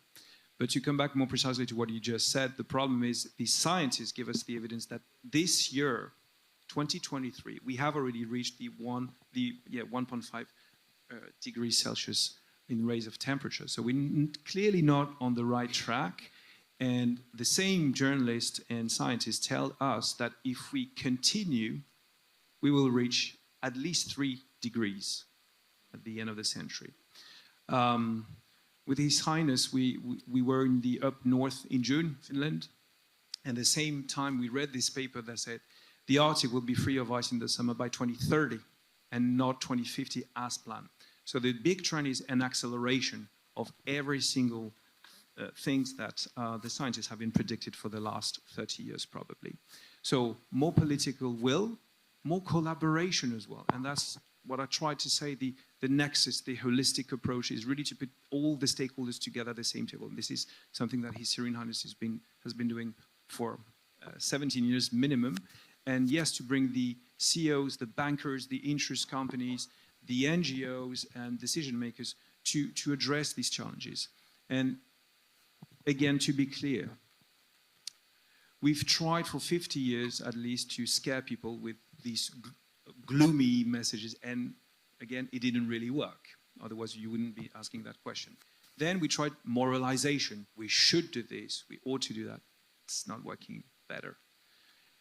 At the end of the day, the universal language is the one of making money, generating jobs, making profits. So if we manage to convince, and that's why at least with my example on the ocean, today, it was not the case 5 years ago, but you have very promising examples of companies that can provide jobs, and they can also fix the problems that we have at sea. And that'd be more source of hope than continuing to say we should change the way we travel, the way we live. Because I hope we will succeed in doing that, but we're not on the right track to do so. The other thing I would like to say, it might be totally misleading to believe that technology can save us all. We don't need to wait, we can't afford to wait for that technology to happen. And that being said, the IPCC itself says we went so far in the carbon emissions that we will need not only to mitigate, but also to capture the carbon in the air and in the ocean probably to reach these objectives. So very serious issues, but again, more collaboration. And adaptation is definitely a hot topic, and the COP28, we will certainly discuss that with resilience as well. Nature-based solutions are a very good source of hope in that spirit. Thank you. I believe we can end the session on this very positive note, and Dato' Naresh will take over. Thank you very much to everybody.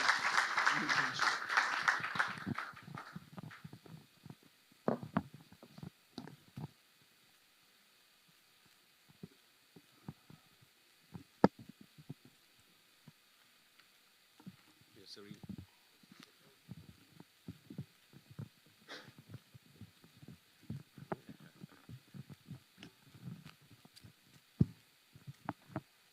Your Serene Highness, Your Royal Highnesses, distinguished guests, ladies and gentlemen. Well, as Olivia said, ecology, economy, there's going to be a time where we can talk about work and play. In Asia, we call it yin and yang, Olivia. For the moment, we will close the forum because we move on to the next part of the evening. The agenda for the next portion will be the MOU signing, which we are very proud. Dr. Richard Curtis and his team worked very hard with Bernard to quickly put together this MOU signing collaboration between the two yacht clubs. Of course, the Premier Yacht Club of Malaysia, Royal Selangor Yacht Club, and of course, the Monaco Yacht Club. So can I invite the two gentlemen? Am I right to call the MOU? Yes? All right. Okay. If you would just be a little bit patient, we need to do a quick turnaround.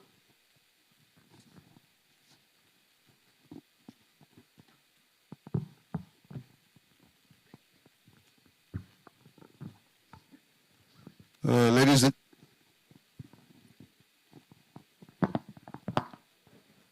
Your Royal Highnesses, distinguished guests, while the team is setting it up, allow me to share some of the key points of this MOU. As Bernard always said, that the sea brings us together. So the links forged in 2008 between the two clubs will now continue and grow with the signing of a label class destination memorandum of understanding, the goal of which is for us to collaborate to develop yachting in Malaysia, a yachting sector that we all want to be responsible, as well as a source of attractiveness and economic benefits for this destination. The ultimate goal of this collaboration is to encourage development of yachting in Malaysia, a sector that forms a real bridge between two countries who share the same vision in terms of innovation and the environment. As both views coastlines as having a key role to play in their economic growth. Modeled on the collective Monaco Capital of Advanced Yachting approach, the ambition is to build in Malaysia the foundations for a responsible yachting sector in accordance with the United Nations Sustainable Development Goals. Without further ado, we would like to invite the Commodore of Royal Selangor Yacht Club, Mr. Cik Wan Muhammad Anwar, and Mr. Bernard D. Alessandri, General Secretary of Monaco Yacht Club, to come on stage for the signing. Gentlemen, please. J'invite Monsieur Cik Wan Muhammad Azwar et Monsieur Bernard d'Alessandri pour la signature du memorandum.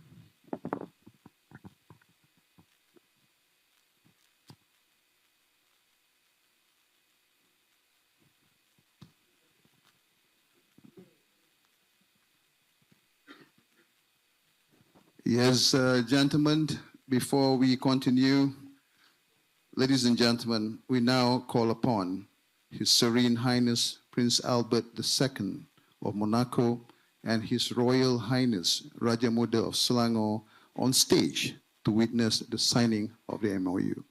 Your Excellencies, please. Your Royal Highness, please.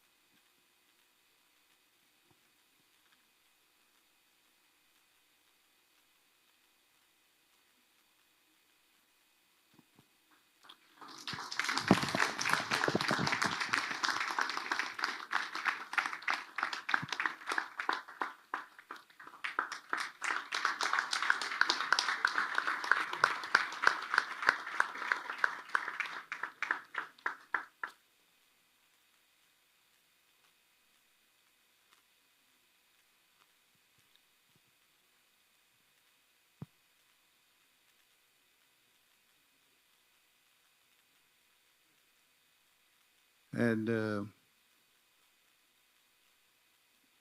Bernard, you would like to exchange the brooches? Now, thank you.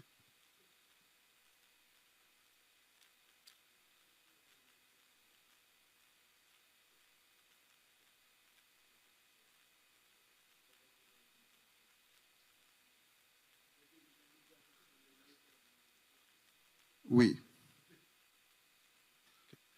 Ladies and gentlemen, a big round of applause to Royal Highnesses. And congratulations to both Monaco Yacht Club and Royal Selangor Yacht Club.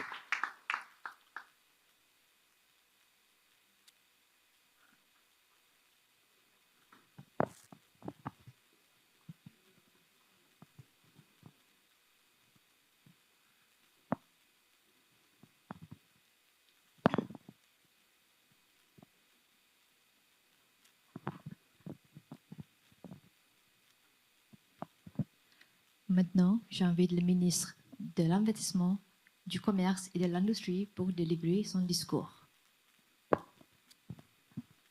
Royal Highnesses and distinguished guests, we would like now to call upon the Honorable Senator Tengku Datuk Sri Utama Zafrul Tengku Abdul Aziz, Minister of Investment, Trade and Industry, to deliver his speech. Datuk Sri Utama, please.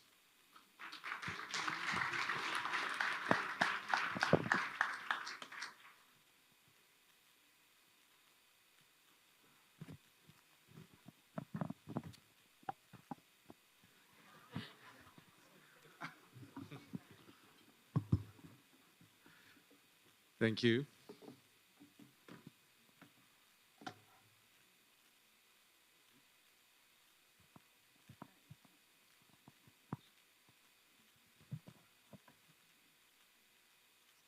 Sorry, technical.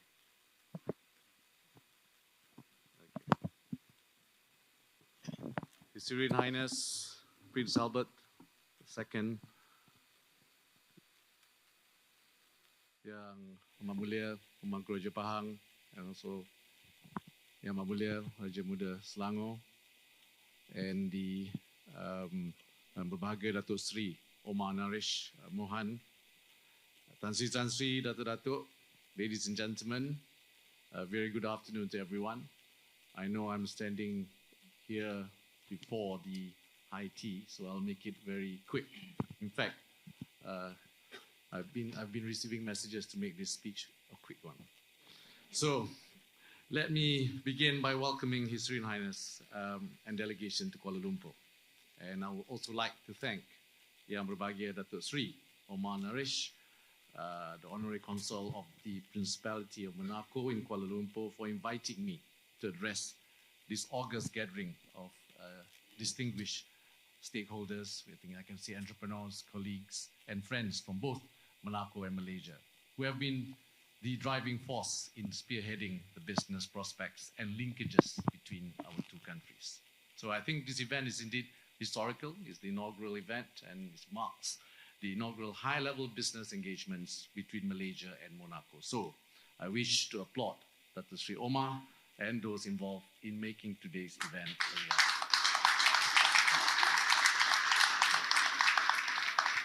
Serene Highness, distinguished guests, ladies and gentlemen, Malaysia is proud to host many businesses, especially European businesses, which have made Malaysia as their preferred gateway to expand their business in the region.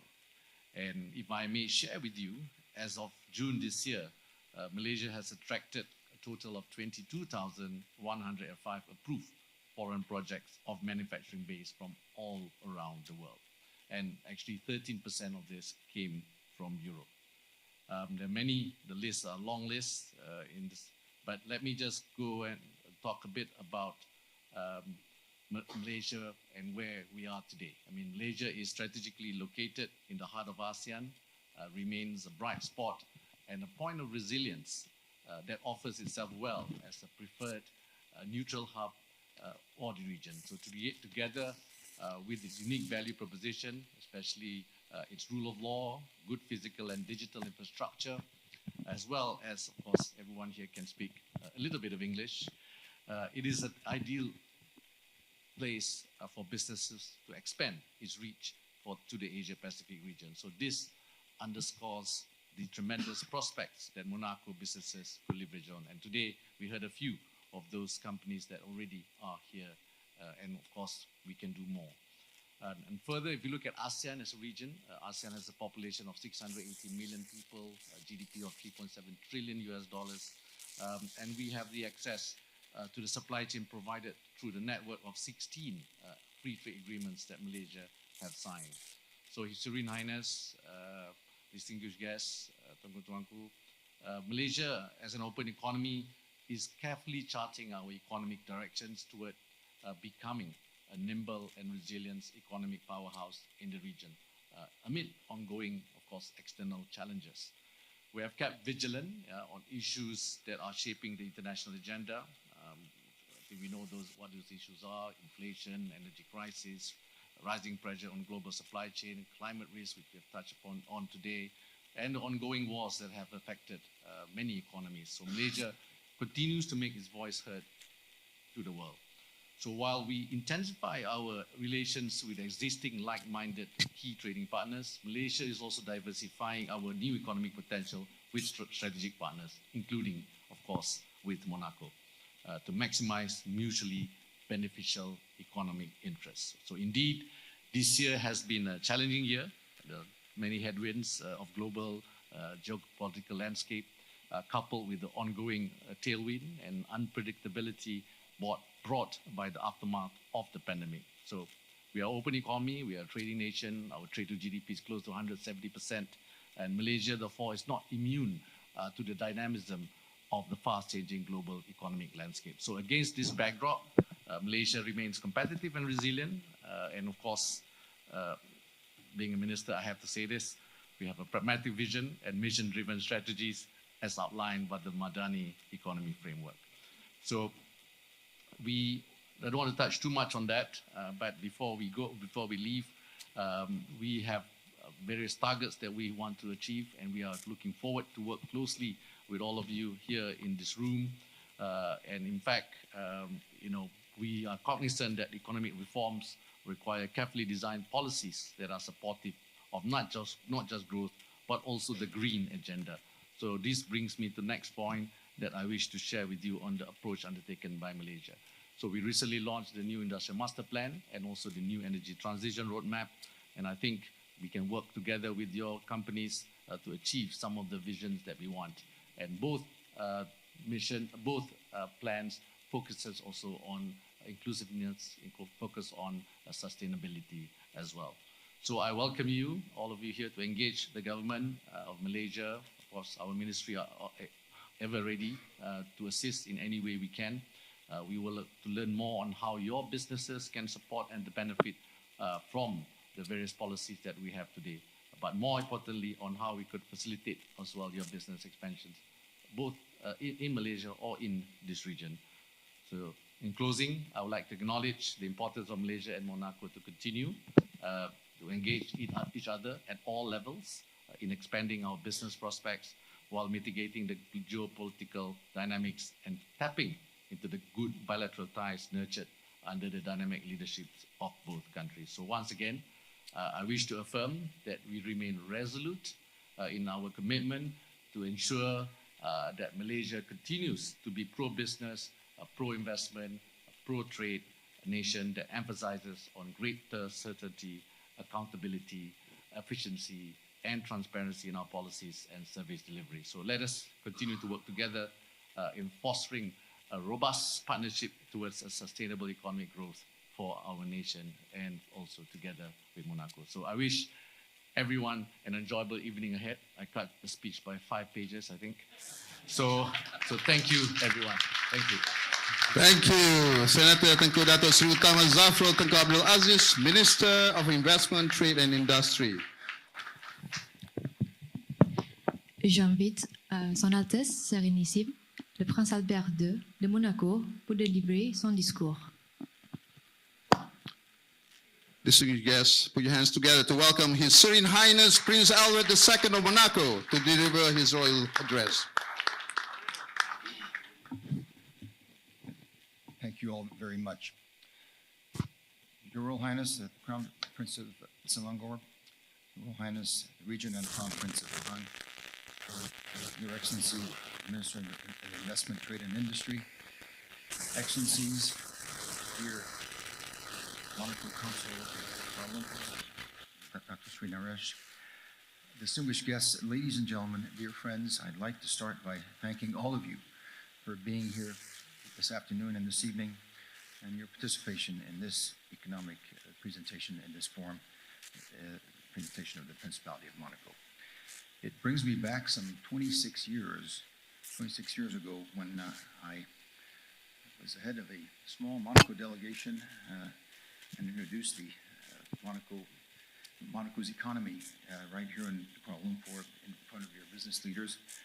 And we had a lot less videos to show in those days. We had one very long video, but I'm happy to see that the technology has now played a good part. So that was my first introduction to your business leaders. I'd also like to thank the main economic actors of the Principality for coming to Malaysia for this occasion. Let me thank most sincerely our Consul, Dr. Serene for making this forum possible today, and everybody who on his team, but also the Malaysian authorities for this wonderful hospitality that we've been enjoying.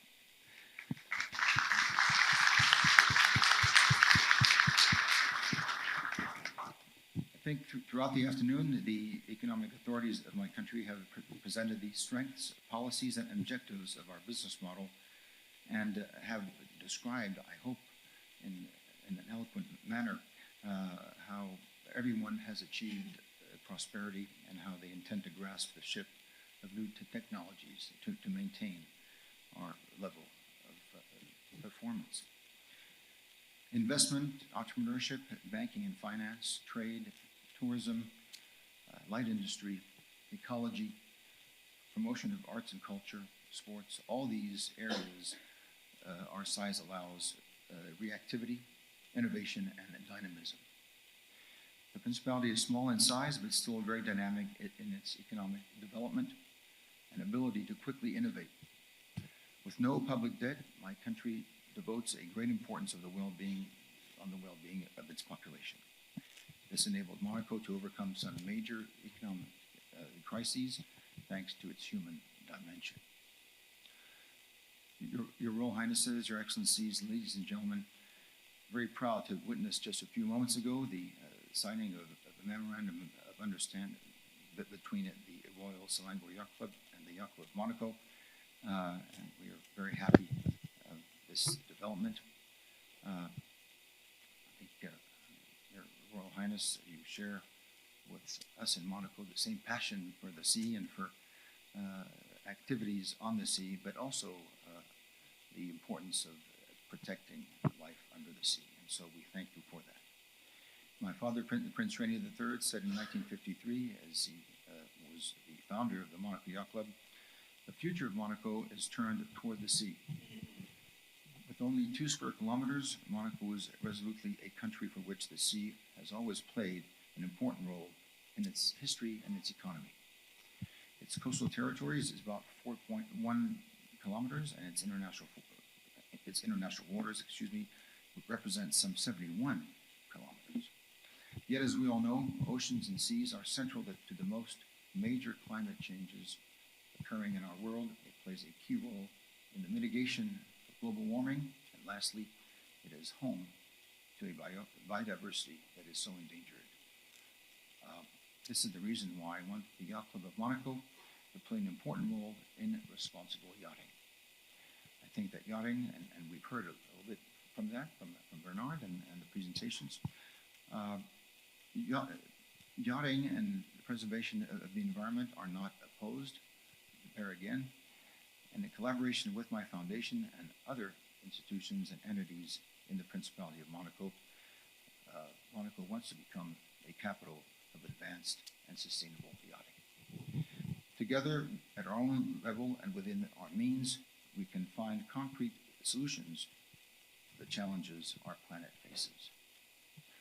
Day after day, solutions are proving their effectiveness as we combat climate change and as we try to protect biodiversity and different ecosystems.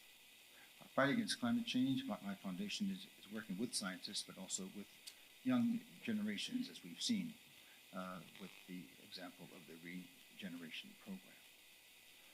Whatever we way we see our future, there are still so many challenges ahead that we need to address. This is what justifies my daily commitment.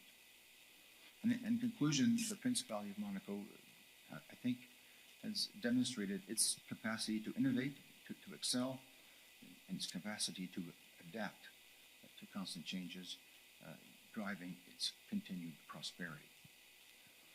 I am, and I hope everybody else is in this room, committed in shaping a promising, a sustainable future for both of our countries, providing flourishing opportunities for our residents in Monaco and those investing in our success.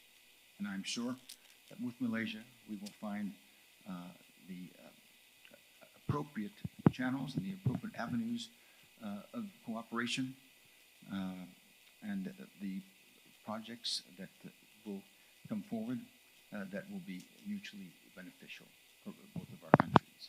So we thank you for this opportunity. We congratulate and thank every one of you for being here with us today and this evening. And I hope that we will continue our development and the development of our relations in these areas. Thank you very much. Terima kasih. Thank you very much, His Serene Highness Prince Albert II of Monaco, for the royal address. Thank you, sir. And now we would like to announce the departure of His Serene Highness Prince Albert II of Monaco and His Royal Highnesses, accompanied by Datuk Seri Utama Tengku Zafrul, to the next room for cocktail.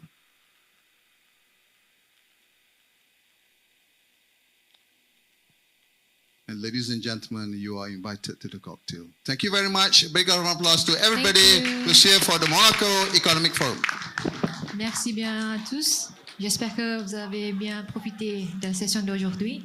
Je vous invite d'aller dans la salle à côté pour les cocktails. Merci.